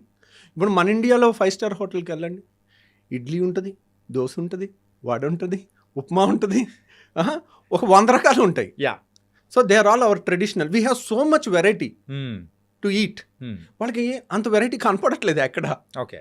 తింటే మొత్తం స్టీక్ డైరెక్ట్ మా రెడ్ మీట్ ఎక్కువ తింటారు. అండ్ ఇది ఇంత మీట్ తిని మనం 4 లెట్టూస్ ఆకులు తింటే హెల్దీ థింగ్ వచ్చేది కదా, రాదు. So we have a wonderful options. మన traditional options are very good, very time tested. That is మీరందరూ ఇప్పుడు మన దగ్గర ఈ మీడియా ద్వారా క్యాన్సర్లు అవి ఎక్కువ వింటున్నామని భయపడుతున్నారు కానీ మీరు నోట్ చేసుకోండి, టెక్స్ట్ బుక్ పేజ్ తీసి నోట్ చేసుకోండి కావాలంటే. Davidson text book of medicine, అంటే ఇది ఆల్మోస్ట్ ఎంబీబీఎస్ డాక్టర్స్కి భగవద్గీతతో సమానం. ఓకే. అలాంటి బుక్లో హ్యారిసన్ కానీ డేవిడ్సన్ కానీ సిఎండిటి అనే టెక్స్ట్ బుక్లో కోలన్ క్యాన్సర్ అనే చాప్టర్ ఓపెన్ చేయండి. ఓకే. ఓపెన్ చేస్తే what is the incidence in America అంటే, what is the incidence in India అంటే, ఇండియాలో కన్నా 30 రెట్లు అమెరికాలో క్యాన్సర్ ఎక్కువ. ఓకే. 30 రెట్లు కోలన్ క్యాన్సర్, పెద్ద పేగు క్యాన్సర్. యూనో 50 ఏళ్ళు దాటిన ప్రతి ఒక్కళ్ళు 5 ఏళ్ళకి ఒకసారి కానీ కొలనోస్కోపీ చేయాలి. ఓకే. కొలనోస్కోపీ అంటే ఆల్మోస్ట్ ఇంత పెద్ద పైప్ని మోషన్ ద్వారా నుంచి కంప్లీట్గా వెళ్ళి పెద్ద పేగంతా స్టడీ చేస్తారు ఎక్కడన్నా క్యాన్సర్ వస్తుందా అని. Okay. Okay. That is a rule. మీరు అది చేయలేదనుకోండి, యువర్ ఇన్సూరెన్స్ ప్రకారం నువ్వు అది చేయించుకోలేదు, రేపు నీకు క్యాన్సర్ వస్తే నీకు ఇన్సూరెన్స్ కూడా కవర్ అవ్వదు. ఓకే. ఇండియాలో ఆ రూల్ లేదు. ఎందుకని? మీరు ఏ టెక్స్ట్ బుక్ అన్నా చదవండి, కోలన్ క్యాన్సర్ అంటే 5 ఏళ్ళకి 10 ఏళ్ళకి ఒకసారి కొలనోస్కోపీ చేసి స్క్రీనింగ్ చేయాలి. ఇండియాలో అది లేదు. ఎందుకు? 30 times more common in western population. యూరోప్లో, యుఎస్లో దట్ ఈస్ మోర్ కామన్. మన ఇండియాలో ఎందుకు లేదు? మన food habits, we have so much to eat. అన్ని ట్రెడిషనల్ వెజిటేరియను, మంచిగా అన్నము, పప్పు, లేదంటే ఒక కూర, ఒక వెజిటబుల్ కూర, తర్వాత పెరుగు. ఆ ట్రెడిషన్కి మనం అలవాటు పడున్నాం ఎప్పటి నుంచో. ఆ tradition is protecting hour small right, మన ఇంటెస్టైన్స్ని కాపాడి చాలా వరకు క్యాన్సర్ రాకుండా అయి ఉంటుందని నేను అనుకుంటున్నాను. ఎందుకంటే మేమేంటి అనుకుంటున్నాం అని చదివినా మేము కన్క్లూషన్స్ ఇవ్వము. మోస్ట్ లైక్లీ ఇది కారణం అయి ఉంటుంది అని చెప్పగలుగుతాం. ఓకే. చాలామంది ఏంటంటే నాలెడ్జ్ లేని వాళ్ళు ఇది ఇదే అని కన్క్లూజన్ చేయాలంటే దాని పెద్ద చాలా రీసెర్చ్ ఉండాలి. అంటే సింపుల్ చెప్పాలంటే యు ఆర్ నాట్ పాసింగ్ అనే judgement. But most likely this might be the reason. అక్కడికి వెళ్తే అసలు ఏం తినాలో అర్థం కాల. ఆ బ్రెడ్ జామ్ ఎంత చండాలంగా ఏమని తింటాం రోజు అదేనా, లేదంటే కాన్ఫ్లెక్స్, ఇంకేం తింటాం చెప్పండి మీరు. మనం ఇన్ని రకాల మంచిగా చక్కగా ఒక ఇడ్లీ, ఒక దోశ, ఒక పూరి ఇలాంటి వాటికి అలవాటు పడిన వాళ్ళు అక్కడ వాళ్ళు ఇంకా రోజు ఎలా తింటున్నారో నాకు ఆశ్చర్యం వేస్తుంది. సో రోజు అదే తిని వాళ్ళకన్నీ పైల్ సమస్య ఎక్కువ, ఫిషర్ సమస్య ఎక్కువ, కాన్స్టిపేషన్ సమస్య ఎక్కువ, కోలన్ క్యాన్సర్ ఎక్కువ. మన దగ్గర ఇవన్నీ లేవు. మనం ఏం చేస్తున్నాం? మన ఫుడ్ చాలదా అన్నట్టు ఆ పిజ్జా బర్గర్లు వెనకాల పడుతున్నాం. ఏముంది దాంట్లో టేస్ట్? మన ట్రెడిషనల్ ఫుడ్లో లేనంత టేస్ట్ దాంట్లో ఉందా?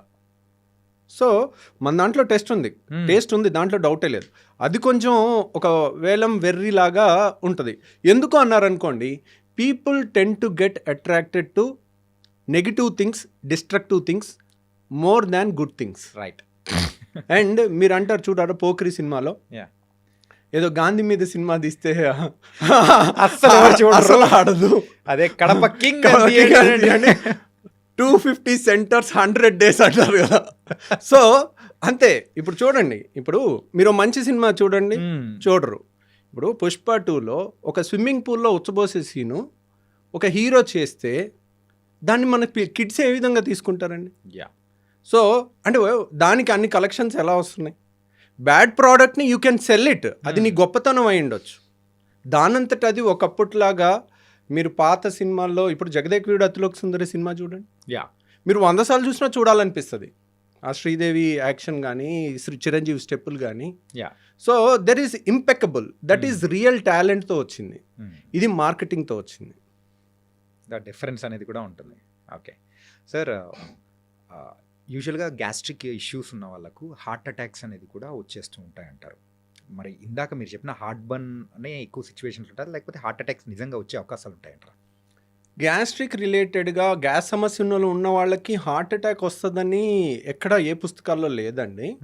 కాకపోతే ఏంటంటే గ్యాస్ సమస్యలు ఉన్న వాళ్ళకి చెప్పాను కదండి, చాలా మందికి ఈ అప్పర్ వాల్వ్ అనేది లూజ్గా ఉంటుంది, వాళ్ళకి హార్ట్ బర్న్ కామన్గా ఉంటుంది. వాళ్ళకి చాలా వరకు హార్ట్ ప్రాబ్లం ఏమో అన్న భయం ఉంటుంది, కానీ యూజువల్గా వాళ్ళకి హార్ట్ అటాక్స్ పెరిగే అవకాశం లేదు. హార్ట్ అటాక్స్ పెరగొచ్చు, దేనివల్ల పెరగొచ్చు? రోజు బిర్యానీ తింటున్నారు అనుకోండి, దాంట్లో ఆయిల్ ఎక్కువ ఉంటుంది, కొలెస్ట్రాల్స్ ఎక్కువ ఉంటాయి. మనం తినే ఫుడ్ డైలీ అన్హెల్దీ ఫుడ్ తింటున్నాం అనుకోండి, డైలీ మన ట్రెడిషనల్ ఫుడ్ ఏంటి? చక్కగా కూర, పప్పు, పెరుగు ఈ టైప్ తినకుండా, సాంబారు, రసం ఇట్లాంటివి తినకుండా రోజు మనం బిర్యానీలు తింటుంటే that is not our food, that is not healthy food also. వారానికి ఒక రోజు ఈజ్ ఓకే. సో అలా తింటుంటే దానివల్ల హార్ట్ అటాక్ వస్తుంది. దాంట్లో గ్యాస్ వల్ల రాదు, మనం తినే కంటెంట్స్ ఆర్ నాట్ గుడ్, దానివల్ల రావచ్చు. ఓకే. దానివల్ల ఏముంది? మగవాళ్ళకైతే చిరుబొజ్జు వస్తుంది, అందరికి ఇప్పుడు లేడీస్కి అయితే ఫ్యాట్ అంతా సీట్ దగ్గర పేరుకుంటుంది, మగవాళ్ళకి పొట్ట కొండలాగా పెరుగుతుంది. ఓకే. సో ఎప్పుడైతే పొట్ట దగ్గర ఫ్యాట్ పెరుగుతుందో వాళ్ళకి హార్ట్ అటాక్స్ ఎక్కువ వచ్చే అవకాశం. ఓకే. ప్రపంచం అంతటా మగవాళ్ళు ఆడవాళ్ళ కన్నా 2 ఏళ్ళు తక్కువ బతుకుతారు. మీరు జపాన్లో యావరేజ్ లైఫ్ స్పాన్ తీసుకున్నారనుకోండి, లేడీస్లో 83 ఏళ్ళు, మగవాళ్ళు 81 ఏళ్ళు. ఎందుకు? అమెరికాలో కానీ జపాన్లో కానీ మీరు ఇండియాలో కానీ ఎక్కడైనా తీసుకోండి, మగవాళ్ళ కన్నా ఆడవాళ్ళు 2 ఏళ్ళు ఎక్కువ బతుకుతారు. దానికి రీజన్ ఎందుకంటే మగవాళ్ళకి ఫ్యాట్ కొండలాగా పొట్ట దగ్గర ఏర్పడు, పొట్ట దగ్గర ఫ్యాట్ ఏర్పడిన వాళ్ళకి హార్ట్ అటాక్స్ ముందు వస్తాయి. ఓకే. అందుకోసమే లేడీస్ అందుకని లేడీస్ తొందరగా. కాబట్టి లేడీస్లో కూడా కొంతమందికి పొట్ట దగ్గర ఫ్యాట్ వస్తుంది, వాళ్ళకి కూడా హార్ట్ అటాక్స్ ఎక్కువ వస్తాయి. Okay. Okay. That's the sign అనుకోవచ్చు. ఆండ్రాయిడ్ ఒబిసిటీ అంటారు దాన్ని. పొట్ట దగ్గర పెరిగితే దాన్ని ఆండ్రాయిడ్ అంటారు. ఆండ్రాయిడ్ ఫోన్ కాదు, ఆండ్రాయిడ్ ఒబిసిటీ అంటే male type of obesity. Android gynoid అంటే ఫీమేల్ టైప్ ఆఫ్ ఒబిసిటీ, అంటే సీట్ దగ్గర ఎక్కువ పెరగటం అనమాట. అండ్ సార్, మీ యొక్క కంప్లీట్ ఒక సర్వీస్లో ఎప్పుడైనా కానీ డిఫికల్ట్ అనిపించిన కేసు ఏదైనా ఉందా? అంటే ఇప్పుడు నేను చెప్పాను కదండి, ఐఎమ్ ఏ సర్జన్. నేను సర్జరీ చేసిన తర్వాత పేషెంట్ చావు బతుకుల్లో ఉంటే దట్ డే, ఆ డే అంతా నాకు నిద్ర సరిగా పట్టదు. So I can't avoid it. అంటే ఏ ప్రాబ్లంతో వచ్చినప్పుడు అరే this an very difficult challenge తీసుకొని నెలకు ఒకసారి, ఈ మధ్య తగ్గినాయండి. అంటే ద మోర్ రిఫైన్ అవుతూ ఉండే కొద్దీ, so we become perfect day by day, ఇంకా వీ రీలెర్న్ చేస్తూ ఉంటాము. బట్ ఇట్ ఈస్ చాలాసార్లు ఫేస్ చేస్తుంటాం మేము. కాకపోతే చాలాసార్లు ఒక యంగ్ పేషెంట్, నేను ఇప్పటికీ నా అదృష్టవశాత్తు, నేను యాక్చువల్గా మా నాన్న నాస్తికుడు. మా నాన్న ఎప్పుడు దేవుణ్ణి నమ్మేవాడు కాదు. He's a hard core communist. So నాకు ఏంటో తెలియదు. అంటే చివరికి I have to believe in God. ఎందుకంటే there is something beyond which I cannot do. నేను అన్నీ చేస్తాను, అయినా పేషెంట్ బాగవుడు చేయాల్సినవి అన్నీ. ఓకే. ఆ టైంలో కొంచెం లక్కో దైవబలమో ఏదో మనకు తెలియదు. అది మనం when we're exhausted with our intelligence. ఏదో ఒక గొప్ప వ్యక్తి చెప్పాడు, ఏమనంటే religion starts when the science ends. అంటే సైన్స్కి అంతం అయిపోయిన తర్వాత ఏం అర్థం కానప్పుడు అప్పుడు రిలీజియన్ స్టార్ట్ అవుతుందని, అప్పుడు దేవుణ్ణి మనం సో ఆ దాంట్లో ఒక్కోసారి నేను ఒక యంగ్స్టర్ 19 ఏళ్ల కుర్రోడికి నేను ఒకసారి బేరియాట్రిక్ ఆపరేషన్ చేశాను. ఓకే. పాపం తనకి చాలా మేజర్ కాంప్లికేషన్ వచ్చి బాడీ అంతా, అంటే 1000 మందిలో ఒకళ్ళకి వచ్చే కాంప్లికేషన్ అది వచ్చేది. ఓకే. ఇది 10 ఏళ్ల కింద జరిగింది. మంగళగిరి కుర్రోడు అబ్బాయి శ్రీనివాస్ అని. సో తనకి ఆల్మోస్ట్ చావు బతుకుల దాకా వెళ్ళాడు. ఒక నెల రోజు హాస్పిటల్లో ఉన్నాడు. 2 సర్జరీస్ మళ్ళీ చేస్తూ ఉంటే ఒక మూమెంట్లో అరే ఇంత చేసాం అయినా కానీ ఇంప్రూవ్ అవ్వట్లేదు. పాపం వీడు బతికితే బాగుండు, 19 ఏళ్ల కుర్రోడు చచ్చిపోబోతున్నాడు, చివరిగా స్వర్గం అంచుల దాకా వెళ్ళిపోతున్నాడు, ఇంకా బతకడేమో అని అనుకుని, సరే వీడు బతికితే నేను మంగళగిరి లక్ష్మీనరసింహ గుడిలో 108 రౌండ్లు వేస్తానని మొక్కున్నా. ఏమైందో తెలీదు, వాడు బతికిపోయాడు. ఓకే. సో అన్నిసార్లు అలా జరగలే. నేను ఇప్పటి వరకు నా అదృష్టవశాత్తు నా కోసం, నా ఫ్యామిలీ కోసం ఏ రోజు కూడా నేను దేవుడి చుట్టూ రౌండ్లు వేయాల్సి రాలా. సో కానీ నేను ఇప్పటికీ ఒక 8 సార్లు పేషెంట్ల కోసం చేశాను. ఓకే.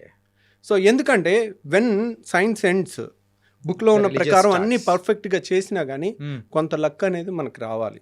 ఆ పేషెంట్కి ఉండాలి, మనకి ఉండాలి. సో అలా ఇంకో పేషెంట్ ఇంత పెద్ద గర్భసంచిలో గడ్డ, పెళ్లిగాని అమ్మాయి, ఇంత పెద్ద గర్భసంచి గడ్డ, ఓకే, ఇక్కడ వరకు ఉంది. పెళ్లిగాని అమ్మాయికి ఇంతవరకు. ఒకసారి బయట ఆపరేషన్ చేసి పొట్ట కోసి ఓపెన్ చేసి దాన్ని తీయలేకపోయారు, మళ్ళీ క్లోజ్ చేశారు. ఓకే. చేసి మళ్ళీ రెండోసారి మా దగ్గరికి వస్తుంటే ఒకసారి ఒక డాక్టర్ ఓపెన్ చేసి క్లోజ్ చేశారంటే ఇట్స్ వెరీ డిఫికల్ట్ కేస్ అని. నేను పెళ్లిగాని అమ్మాయి, నేను సరే దాంట్లో ఫైబ్రాయిడ్ గడ్డలు ఇంత ఉన్నాయి, అవి ఒక్కటి తీసేస్తానమ్మా అని చెప్పాను. కానీ గర్భసంచి కూడా తీసేయాల్సి రావచ్చు, కానీ పెళ్లిగాని అమ్మాయి గర్భసంచి తీసేస్తే ఇంకేముంది, పిల్లలు పుట్టరు. సో నేను సరే ట్రై చేస్తాను కానీ గ్యారంటీ ఇవ్వలేనని చెప్పాను. సరే ఓకే చెప్పారు. ఓపెన్ చేసాము. ఇట్ వాజ్ ఒక సర్జన్ ఓపెన్ చేసి క్లోజ్ చేశాడంటే మనం అర్థం చేసుకోవచ్చు. లోపలికి వెళ్తే ఎంత పంపుల్లాగా ఉన్నాయి అన్ని రక్తనాళాలు. ఎక్కడ ముట్టుకుంటే అక్కడ బ్లీడింగ్, ఎక్కడ ముట్టుకుంటే అక్కడ బ్లీడింగ్, పంపులు కొట్టినట్టు కొడతా ఉంది. ఒక టైంలో 25 ఏళ్ళ అమ్మాయి, 26 ఏళ్ళ అమ్మాయి మన కళ్ళ ముందు బ్లీడ్ అయి చచ్చిపోతూ ఉండి హెల్ప్లెస్గా ఉంటే అసలు ఎక్కడ ముట్టుకుంటే అక్కడ బ్లీడింగ్ అయిపోతూ ఉంది. నా అర్థం కాని పరిస్థితి. సో ఆ టైంలోనే పేషెంట్ బీపీ ఎక్కువ ఉంది, ఇంకెలాగా చచ్చిపోద్ది అని అనిపించింది. అంతా ప్రెషర్ పెట్టేసి మాప్స్ పెట్టి ప్రెషర్ పెట్టి ఆపుతా ఉన్నాం. ఆపి కొంతసేపు ప్రశాంతంగా ఉండి ఈ అమ్మాయి బతికితే చాలరా అని అప్పుడు కూడా అనుకున్నాను. ఎందుకంటే 25 ఏళ్ల పేషెంట్ టేబుల్ మీద చచ్చిపోతే దాన్ని తీసుకునే అంత గట్స్ ఎంత గొప్ప సర్జన్కైనా ఉండదు. రైట్. సో వాళ్ళు అన్నీ ఒప్పుకున్నప్పటికీ కూడా వాళ్ళు ఒప్పుకుంటారు, ఏమ్మా ఇది కష్టమైన ఆపరేషన్ అని మనం చెప్తాం, అయినా కానీ దాన్ని డైజెస్ట్ చేసుకోలేము. రైట్. వాళ్ళు ఏంటి ఆ 90%లోనే ఉంటామేమో అన్న ఆశతో వస్తారు, నమ్మకంతో వస్తారు. ఈ 10%లో ఉండంలే అని అనుకుంటారు. మనం 10% రిస్క్ అని చెప్పినా కానీ. సో ఆ పేషెంట్ లక్కీగా కొంతసేపు ప్రశాంతంగా ఉండి బీపీ కొంచెం ఎక్కువ ఉన్న దాన్ని డౌన్ చేస్తే, డౌన్ చేసిన తర్వాత రక్తస్రావం కూడా కొంచెం తగ్గుద్ది. ఓకే. అప్పుడు ఎలాగో ఒకలాగా ఆ గడ్డంతా తీలేమేమో, అలా వదిలేసి రావాలేమో, ఆ బ్లీడింగ్ ఆగదేమో, ఎన్నో క్వశ్చన్స్ ఉన్నాయి. తర్వాత మళ్ళీ అందరం కలిసి దాన్ని తీసేసి సక్సెస్ఫుల్గా గర్భసంచి మొత్తం తీసేయాల్సి వచ్చింది, కానీ పేషెంట్ సేవ్ అయింది. ఓకే. సో అట్లా అంటే మీరు యూజువల్గా ఆ సైజ్ చెప్తూ ఉంటేనే ఇంత సైజ్, అది కూడా కడుపులో, దాని వీడియో కూడా ఉందండి నా దగ్గర. మై గాడ్, ఆ వీడియో కూడా ఉంది, మనం కావాలంటే అది చూపించవచ్చు. వద్దు సార్ ప్లీజ్. అంటే యాజ్ ఎ సర్జన్గా అండ్ మీకైతే ఆ గట్స్ ఉన్నాయేమో, కానీ యాజ్ ఎ నార్మల్ పర్సన్స్ లాగా we can't take it also. కొన్ని ఈవెన్ నార్మల్ పీపుల్ కూడా ఆ సర్జరీస్ చూడాలన్నా కానీ బ్లడ్ చూస్తేనే పడిపోతుంటారు సార్. ఇంకా సర్జరీస్లో మీరు చూపించారంటే లిటరల్లీ అంతే, నేను కూడా అయిపోతున్నామో సార్. అంటే అన్నిసార్లు అలా ఉండదండి. సర్జరీ లైక్ మంచి సర్జన్ ఆపరేట్ చేస్తుంటే ఇట్స్ లైక్ మంచి మ్యూజిక్ వింటున్నట్టు ఉంటుంది. అలా నేను గాల్ బ్లాడర్ ఆపరేషన్ 5 నిమిషాల్లో చేసిన వీడియో ఒకటి లైవ్ పెట్టాను మన ఛానల్లో. దాంట్లో చూడండి, ఆపరేషన్ అంటే ఇలా ఉంటుంది, ఏదో వీడియో గేమ్ ఆడుకున్నట్టుంది, చుక్క బ్లడ్ లేదు, అసలు ఇంత అద్భుతమైన ప్రపంచం ఇంత మంచి కెమెరాలో మన బాడీలో ఉందా, ఇంత రక్తనాళాలు ఇంత సన్నవి కూడా కనపడతాయా అనే ఎక్సైటింగ్గా ఉండే ఒక కోణం చూస్తారు. అది చాలాసార్లు అలాగే ఉంటుంది. కానీ సర్జరీ ఈజ్ అన్ఎక్స్పెక్టెడ్. ఎప్పుడు ఏమి ఎలా జరుగుతుంది అనేది, ఎలా వచ్చి పడుతుంది అనే దానికి మనం ప్రిపేర్ అయ్యి ఉండాలి. సో అది మీరు కావాలంటే ఆ వీడియో చూడండి. నేను అపెండిక్స్ ఆపరేషన్ పెట్టాను, గర్భసంచి ఆపరేషన్ పెట్టాను, గాల్ బ్లాడర్ ఆపరేషన్ పెట్టాను. ఇవన్నీ కూడా 5 నుంచి 10-15 నిమిషాల్లో అయిపోయి చుక్క బ్లడ్ లేకుండా నీట్గా ఉన్నది బ్యాక్గ్రౌండ్ వాయిస్తో చెప్పాను. అది చూడొచ్చు. బ్లీడింగ్ అయ్యేవి అవి మీరు చూడలేరు. అదే మెయిన్గా అది లేకపోతే చాలు సార్. సార్ అండ్ ఈ పాడ్కాస్ట్ ద్వారా సార్ యూజువల్గా అయితే ప్రజలకు మనము అంటే వాళ్ళు ఎడ్యుకేట్ అయ్యేటట్టు యూజువల్గా గట్ హెల్త్ గురించి కానీ, సో మీలాంటి పర్సన్స్ చెప్తే ఇంకా బాగుంటుందని చెప్పేసి ఐ కేమ్ హియర్. అంటే మీరు రావడంతో వీఆర్ వెరీ హ్యాపీ. అండ్ కొన్ని మెయిన్గా గట్ హెల్త్ బాగుండడానికి ఎలాంటి జాగ్రత్తలు తీసుకుంటే ఉంటుందో అనేది కూడా చెప్పారు. సో ఫైనల్ క్వశ్చన్ ఇస్, యూజువల్గా ఫుడ్ అనేది కూడా ఉంటుంది సార్. మార్నింగ్ అయితే హెవీగా, అంటే మార్నింగ్ రాజులా తీసుకోమంటారు, మధ్యాహ్నం అయితే మనిషిలా తీసుకోమంటారు, రాత్రి అయితే అడుక్కునే వాళ్ళ తీసుకోమని ఇట్లా చెప్తూ ఉంటారు. సో ఇది ఎంతవరకు ఫాలో అవ్వచ్చు అంటారు? అంటే దట్స్ వన్ వే ట్రూ అండి. ఎందుకంటే ఉదయం లేసామనుకోండి, ఉదయం లేచిన కాడ నుంచి మనం ఒక 12 గంటలో 10 గంటలో వర్క్ చేస్తాం. రైట్. సో మన కండరాలకి అన్నిటికీ కూడా ఎనర్జీ కావాలి. కాబట్టి మార్నింగ్ తిన్నా కానీ మనం చేసే పనితో అది అరిగిపోతుంది. సో మనం మధ్యాహ్నం కూడా తీసుకోవచ్చు. నైట్ ఏంటంటే తిన్న వెంటనే మనం పెద్ద పని చేసేది, నైట్ అంతా పడుకునేది ఉంటుంది. సో పడుకునే టైంలో మనకు అంత ఎనర్జీ ఏం అవసరం ఉండదు. సో మనం ఉదయం తిన్నామంటే అది డే అంతా ఖర్చు అయిపోయే అవకాశం ఎక్కువ ఉంటుంది. రాత్రి తిన్నది, ఇప్పుడు ఉదయం ఒక బిర్యానీ తినటం వేరు, రాత్రి బిర్యానీ తినటం వేరు. ఉదయం బిర్యానీ తింటే సాయంత్రం వరకు మనం చేసే పనిలో దాంట్లోంచి వచ్చిన క్యాలరీస్ అప్పటికప్పుడు ఖర్చు అయిపోవచ్చు. అదే రాత్రికి వెళ్ళి పడుకుంటాం, తిన్న తర్వాత ఆ తిన్న అన్ని బ్లడ్లోకి అన్ని ట్రైగ్లిజరైడ్స్, ఫ్యాటీ యాసిడ్స్ అన్నీ వెళ్తాయి. అవన్నీ ఎక్కడ వెళ్ళాలి? ఎక్కడికో వెళ్ళి డిపాజిట్ అవ్వాలి. అవన్నీ రెసిస్టెంట్ ఏరియాలోకి వెళ్తుంటాయి. నడుము దగ్గర ఎక్కడ కరగటానికి వీల్లేని చోటకంతా ఒక ఫ్యాట్ లాగా తయారైపోతూ ఉంటుంది. అందరికి ఎంత ఫిట్గా ఉన్న వాళ్ళకైనా చిన్న చిన్న నడుము దగ్గర కానీ రెసిస్టెంట్ ఫ్యాట్ కొద్దిగా ఉంటుంది. వాళ్ళు చేసే, ఎందుకంటే గుడ్ ఫుడ్ని రెసిస్ట్ చేయటం it's not easy thing for any ఎంత మెచ్యూర్డ్ పర్సన్ కన్నా. So and gall bladder stones అనేది కూడా రీసెంట్ టైమ్స్లో బాగా వింటున్నాను సార్. అంటే ఇప్పుడు కిడ్నీలో స్టోన్స్ వచ్చాయంటే అది త్రూ మన యూరిన్ ద్వారా కూడా వచ్చేసి బయటికి కొట్టేస్తుంది. అది రాలేని సందర్భాల్లో ఏమంటారు, మనకు త్రూ ట్రీట్మెంట్ ద్వారా తీస్తారు. ఈ గాల్ బ్లాడర్ స్టోన్స్ అనేది వెళ్ళిపోతే ఆ గాల్ బ్లాడర్లో పడిపోతాయి అని కూడా విన్నాను. సో దాన్ని తీయాలంటే ఆపరేషన్ తప్ప వేరే ఆప్షన్ అనేది లేదా కరిగించడానికి అని ఏదైనా? అంటే గాల్ బ్లాడర్లో స్టోన్స్ అనేది కిడ్నీలో స్టోన్స్ వేరు, గాల్ బ్లాడర్లో స్టోన్స్ వేరు. రెండింటికి వ్యత్యాసం చెప్తాను. కిడ్నీలో స్టోన్స్ అనేది లెస్ దాన్ 1 సెంటీమీటర్ ఉంటే 99% లెస్ దాన్ 1 సెంటీమీటర్ ఉంటాయి. అవన్నీ కూడా వాటర్ ఎక్కువ తాగుతుంటే దానంతరవే పడిపోయే అవకాశం ఉంటుంది. గాల్ బ్లాడర్లో స్టోను బయటికి పడేవి చాలా తక్కువ అన్నమాట. అవి అలాగే ఉంటాయి.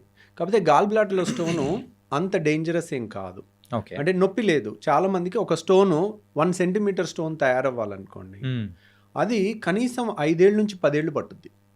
ఎందుకంటే ఒక ఇసుక రేణువులాగా తయారవుతుంది. దాని మీద ఒక పొర ఏర్పడుద్ది, దాని మీద ఇంకో పొర ఏర్పడుద్ది, దాని మీద ఇంకో పొర ఏర్పడుద్ది. సో అలా పొరలుగా 1 సెంటీమీటర్ స్టోన్ తయారవ్వాలంటే it takes 5 to 10 years. Okay. So చాలామందికి స్కానింగ్ చేస్తే రాయి కనపడుద్ది, కానీ వాళ్ళకి కంప్లైంట్ ఉండదు.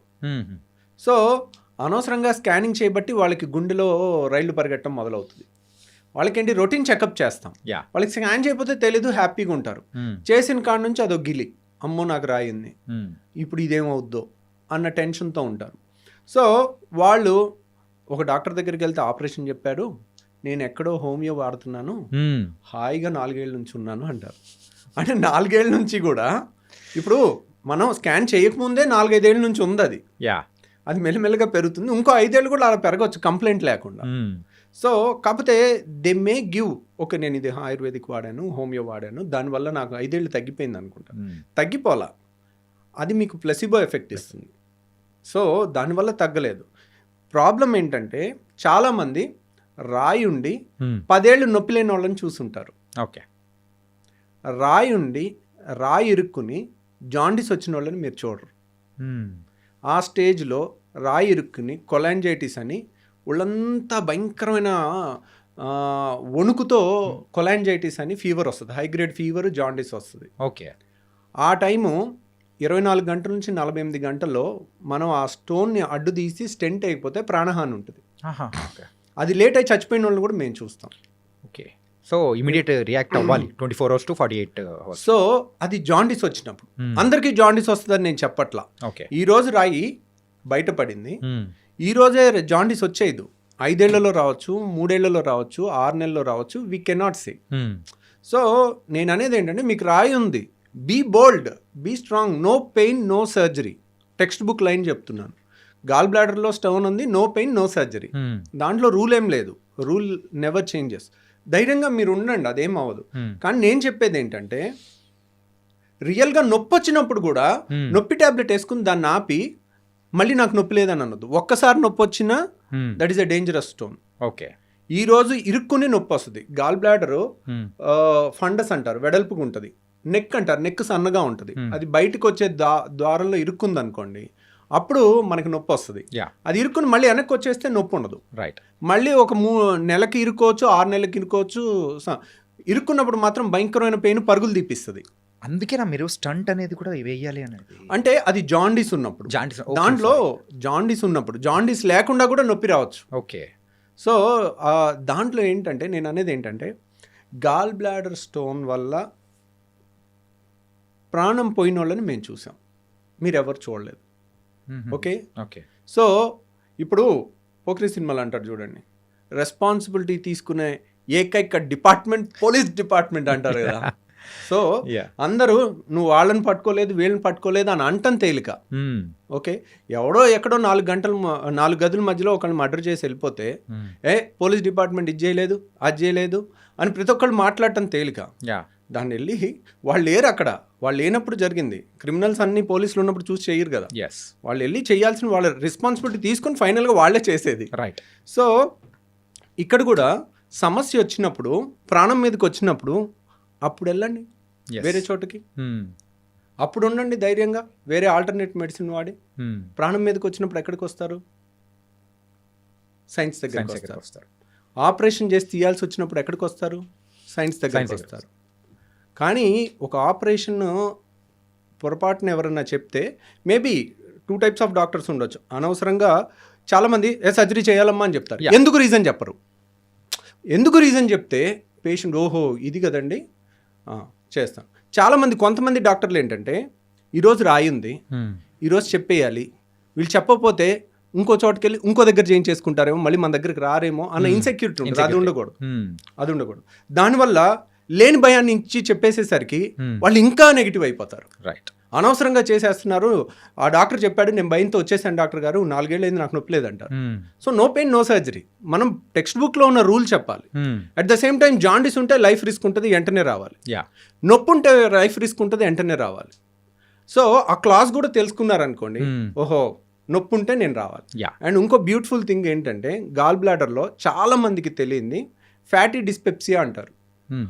వాడు మా ఫ్రెండ్ ఉండేవాడు, నా రూమ్మేట్. Hmm. 6 ఏళ్ళు ఎంబీబీఎస్ ఒకే రూము అలా ఉండేవాళ్ళం. వాడు మొన్న మా ఫ్రెండ్స్ యూఎస్ నుంచి వస్తే అందరం కలిసి వాళ్ళు బిర్యానీ తిన్నారు హైదరాబాద్లో. Okay. తింటుంటే వీడు ఏంటోరా బిర్యానీ తినలేకపోయాడు ఈరోజు, బిర్యానీ తినాలంటే ఇబ్బంది పడుతున్నాడు అని మిగిలిన ఫ్రెండ్స్ నాకు చెప్పారు. Hmm. సో అప్పుడు అలగలే మాకు. Hmm.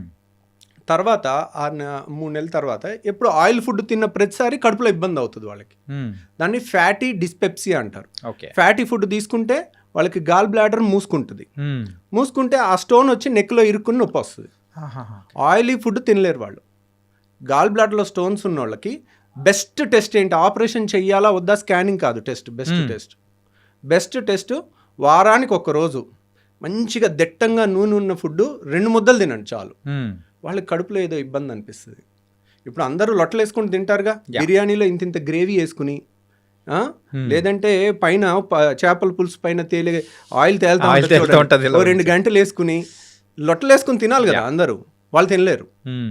వాళ్ళు నేను గాల్ బ్లాడర్ స్టోన్ వాళ్ళకి ఈ ఒక్క టెస్ట్ చేసుకోండి, మీరు కనుక ఇది పాస్ అయితే మీకు ఆపరేషన్ అవసరం లేదు. Okay. మీరు ఇది ఫెయిల్ అయితే వెంటనే రావాలి. అప్పుడు కూడా అమ్మో నా గాల్ బ్లాడర్ నేను పారిపోతా అనొద్దు. Hmm. మనం బోల్డ్గా ఉండాలి. ఆపరేషన్ అవసరం లేకుండా చేయటం ఎంత తప్పో, బాగా అవసరం ఉన్నప్పుడు చేయించుకోవటం కూడా ఇంకా డేంజరస్. Okay. సో నేనేంటి సింపుల్గా టెక్స్ట్ బుక్లో లైన్ చెప్పేస్తున్నాను. ఫ్యాటీ డిస్పెప్సియా ఉంటే ఈరోజు టైం బాంబ్ లాంటిది, ఈరోజు మీకు నొప్పి ఉండకపోవచ్చు, వచ్చి తగ్గిపో ఉండొచ్చు. లేదంటే ఆయిల్ ఫుడ్ తింటేనే నాకు వస్తుంది డాక్టర్ గారు, నేను డైట్తో తెలివిగా తప్పించేసుకుంటున్నాను సంవత్సరం నుంచి. అది తెలివితో తప్పించుకోవడం గొప్ప విషయం కాదు. Yeah. అదేంటి, అది ఇండికేషన్, అది వార్నింగ్ ఇస్తుంది. వార్నింగ్ ఇస్తుంది. అప్పుడు మనం అలా వార్నింగ్ ఇచ్చిన తెలివైన వాళ్ళు ఏంటి, వార్నింగ్ పట్టుకోవాలి. Yeah. ఎందుకు మీరు ఆ తెలివైన వాళ్ళు ఇప్పుడు వాళ్ళకి హాలిడేస్ ఉండొచ్చు, దసరా హాలిడేస్, సంక్రాంతి హాలిడేస్, లేదా వీకెండ్ హాలిడేను, 1 డే 5 నిమిషాలు ఆపరేషన్. ఎర్లీ స్టేజ్లో వస్తే 5 నిమిషాలు అయిపోద్ది. Okay. అదే బాగా నొప్పి వచ్చి మందులు వాడి మళ్ళీ తగ్గించుకుని ఒక 6 నెలలు సంవత్సరం పోస్ట్పోన్ చేయొచ్చు. ఏ గాల్ బ్లాడర్ స్టోన్స్ నన్ను మనం పోస్ట్పోన్ చేయొచ్చు సర్జరీని. Hmm. నొప్పి వచ్చిన తర్వాత కూడా చేయొచ్చు. But that's not. ఎందుకు అలా పోస్ట్పోన్ చేసి నొప్పి వచ్చినప్పుడల్లా నొప్పి మెడిసిన్ ఇచ్చి యాంటీబయాటిక్స్ ఇచ్చి దాన్ని తగ్గించి సంవత్సరం తర్వాత ఆపరేషన్ చేసేటప్పుడు నేను కావాలంటే ఆ వీడియో చూపిస్తాను. 5 నిమిషాల్లో అయిపోయిన ఆపరేషను, 1.5 గంటలు పట్టే ఆపరేషను. సో ఎక్కడికక్కడ ముద్దలాగా అయిపోయి, ఇప్పుడు మీకు ఇక్కడ ఒక కత్తితో కట్ చేసి కుట్టేయటం చాలా తేలిక. Yeah. Fine cut, clear cut edges కనపడతాయి. అదే బైక్ మీద నుంచి కింద పడిపోయి మొహానికి ఏదన్నా రాయో ఏదో గుద్దుకుని మొహం ఇంత ఉబ్బిపోయి కళ్ళు కూడా కనపడవు, కళ్ళు ఓపెన్ అవ్వవు, ఈ అన్నీ ఉబ్బిపోయి ఉంటుంది. అలా దెబ్బ తగిలినప్పుడు కానీ, చీమ్ పట్టినప్పుడు కానీ చీమగడ్డ ఉబ్బుద్దా, ఎర్రగా అయిపోద్దా, అలా ఉంటుంది గాల్ బ్లాడర్. ఓకే. అలాంటి దానికి ఆపరేషన్ చేయాలంటే మీకు ఈ ఫైన్ కట్కి చేసిన దానికి ఉబ్బిపోయి మొత్తం ట్రామా అయ్యి మొత్తం వంకాయ బజ్జీ లాగా అయిపోయిన దాని మీద ఆపరేషన్ చేయడానికి చాలా తేడా ఉంటుంది. Right right got it. So వాళ్ళు అది చూడరు, మేము చేస్తుంటాం, చేసేటప్పుడు తిట్టుకుంటూ ఉంటాం. వీళ్ళు ఏంటి ఇంత ఎన్నిసార్లు చెప్పినా ముందు వచ్చే హాయిగా ఉండేది కదా, వాళ్ళకే రిస్క్ కదా. ఇప్పుడు యంగ్స్టర్స్ మీ ఏజ్ వాళ్ళు అనుకోండి, నేను 2 గంటలు చేసినా తట్టుకుంటారు. అదే 60 ఏళ్ళ వాళ్ళకి హార్ట్ ప్రాబ్లమ్స్ అన్నీ వచ్చే వయసు, మీ వయసుకి మీకు రిజర్వ్ కెపాసిటీస్ ఎక్కువ ఉంటాయి. అదే 60 ఏళ్ల వయసు వాళ్ళు 2 గంటలు ఆపరేషన్ చేసేటప్పుడు ఏదన్నా హార్ట్ బీట్ అప్ డౌన్ అయ్యి ప్రాణాలకి రిస్క్ ఉంటుంది. అంత రిస్క్ ఏముంది, 5 నిమిషాలు దానికి భయపడితే. మీరు కావాలంటే భయపడేది ఉంటే నాది 5 నిమిషాల వీడియో చూడండి, లైవ్ వీడియో 5 నిమిషాల్లో నేను ఫినిష్ చేసేసింది.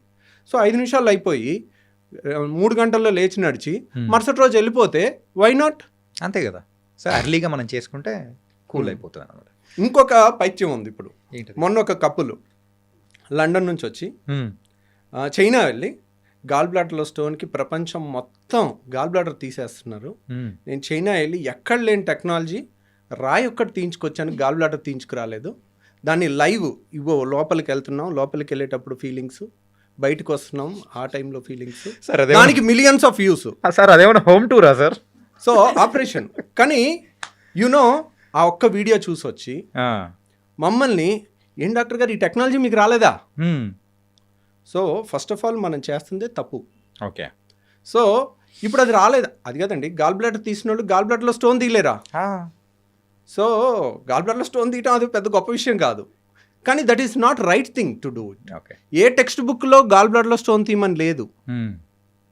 సో కాబట్టి నేను అలాంటివి సరే తీసాము అని అనుకోండి, రేపొద్దున్న ఈరోజు ఒక స్టోన్ తీసాం, గాల్ బ్లాడర్లో స్టోన్ వచ్చిందంటే ఏంటి, దానికి స్టోన్ వచ్చే తత్వం ఉన్నట్టు. ఇప్పుడు ఒక ఆపరేషన్ చేసి తీస్తాం, 5 ఏళ్ళు ఆగి మళ్ళీ స్టోన్ వస్తుంది, మళ్ళీ ఆపరేషన్ చేయించుకున్న అదే రిస్క్గా. యాక్చువల్గా ఆపరేషన్లో రిస్క్ గాల్ బ్లాడర్లో లేదు, గాల్ బ్లాడర్ తీసే దాంట్లో లేదు, అది 5 నిమిషాల ఆపరేషన్. రిస్క్ ఎక్కడుంది? మత్తు, వీటన్నిటిలో కూడా రిస్క్ ఉంటుంది. రిస్క్ అనేది కూడా ఉంది, రిస్క్ ఉంటుంది. సో ప్రతిసారి ఆపరేషన్ చేయించుకోవటం అనేది it's not a good thing. కానీ ఇప్పుడే చెప్తున్నా, సైన్స్ ప్రకారం ఒక 100 ఏళ్ల రీసెర్చ్కి ఎగెన్స్ట్కి వెళ్ళాలని అనుకోవటం అన్నిసార్లు ఉత్తమం కాదు. దాంట్లో ఒకసారి నువ్వు బయటపడవచ్చు. 1 వేలో ఎదురెళ్ళకూడదు అన్నారు, ట్రాఫిక్ లేదు, నేను 1 వేలో ఎదురెళ్ళాను, 60 స్పీడ్తో వెళ్ళొచ్చాను, నేను గొప్ప అనుకోవటం కాదు. That is wrong thing. Right. మీకు కావాలనుకోండి, మీకు ఆ రాయి ఒక్కటే తీయాలనుకుంటే అది నేను తీసి పెడతాను, కానీ నేను చెప్పటం నా duty. This is not the right thing అండి అని. సో ఇన్స్పైట్ ఆఫ్ దట్ వాళ్ళు అడిగారు అనుకోండి, సో ఓకే చేసి పెడదాం, ఏముంది దాంట్లో. ఇప్పుడు కానీ మళ్ళీ వచ్చే అవకాశాలు అనేది కూడా మళ్ళీ వచ్చే అవకాశం ఉంటుంది, రిస్క్ కూడా ఎక్కువ ఉంటుంది. ఎందుకంటే గాల్ బ్లాడర్ గోడ అనేది పేపర్ కన్నా పలుచుకుంటుంది. ఓకే. సో గాల్ బ్లాడర్లో స్టోన్ వస్తే గాల్ బ్లాడర్ మొత్తం తీసేస్తాం, అది స్టాండర్డ్ టెక్స్ట్ బుక్ ట్రీట్మెంట్. కిడ్నీలో స్టోన్ వస్తే కిడ్నీ తీసేస్తారు ఎవరు? తీయరు కదా. మరి కిడ్నీ ఎందుకు తీయట్లేదు ఏ డాక్టరు? స్టోన్ ఒకటి, కిడ్నీ ముఖ్యమైన అవయవం కాబట్టి. సో 600 అయినా రాయ తీస్తాం. సో గాల్ బ్లాడర్ వాలే పల్చగా ఉంటుంది పేపర్ అంతా, దాన్ని కట్ చేసి దాన్ని కుట్టిన తర్వాత ఒక్కోసారి అక్కడ నుంచి పసర్ లీక్ అయింది అనుకోండి, సెప్టిక్ అయి ప్రాణహాని కూడా ఉంటుంది. సో అది రాకుండా కూడా జాగ్రత్త తీసుకుని చెయ్యొచ్చు. కానీ గాల్ బ్లాడర్ ఆపరేషన్ ఉదయం చేస్తే సాయంత్రం ఇంటికి పంపించేస్తాం. అలా చేసిన వాళ్ళకి ఒక ట్యూబ్ పెట్టాలి. సో వాళ్ళకి ఇంకా కంబర్సమ్ ఉంటుంది, అది వాళ్ళకి తెలియదు కదా. కాకపోతే వాళ్ళకేంటి, వాళ్ళకి ఒకే ఎమోషన్, నా అవయవం తీయలేదు అనే ఎమోషన్ ఉంటుంది. కానీ అది అన్నిసార్లు అదేం పెద్ద ఇంపార్టెంట్గా అవయవం ఏం కాదు. కానీ కొంతమంది అడిగారు అనుకోండి, that is not a conventional treatment, మీకు అది కావాలంటే అది చేస్తాం. సో అది చేయలేని వాళ్ళు ఇండియాలో లేకపోవటం అనేదే లేదు. It's depends on the persons. కానీ పేషెంట్ ఖర్చు ఇప్పటికీ చెప్తున్నాను వినండి, మీకు ఎవరికన్నా ఓన్లీ రాయి తీయాలన్నా కానీ we don't recommend it, but that's not a great thing to achieve. అది ఎక్కడా లేని ట్రీట్మెంట్ ఓన్లీ చైనాలో ఉందని అనుకోవటం తప్పు. ఓకే. మీకు కావాలంటే ఆ వీడియో నేను కూడా చేసి పెట్టి పంపిస్తాను. It was very nice talking to you sir. Really bold అయిన విషయాలు అనేది కూడా తెలుసుకున్నాను. కాకపోతే మీతో మాట్లాడుతూ ఉంటే ఇంకా సరిపోలేదు, ఇన్కంప్లీట్ అన్నట్టు కూడా అర్థమవుతుంది. అండ్ ఈ సెషన్లో మాత్రం చాలా వాల్యుబుల్ సజెషన్స్ కానీ, and how you started your journey in the gastroenterology and బెరిటాలజీలో కూడా చాలా చక్కగా చెప్పారు. Really thank you so much for coming here and మీ టైం అనేది కూడా ఇచ్చినందుకు. Thank you very much.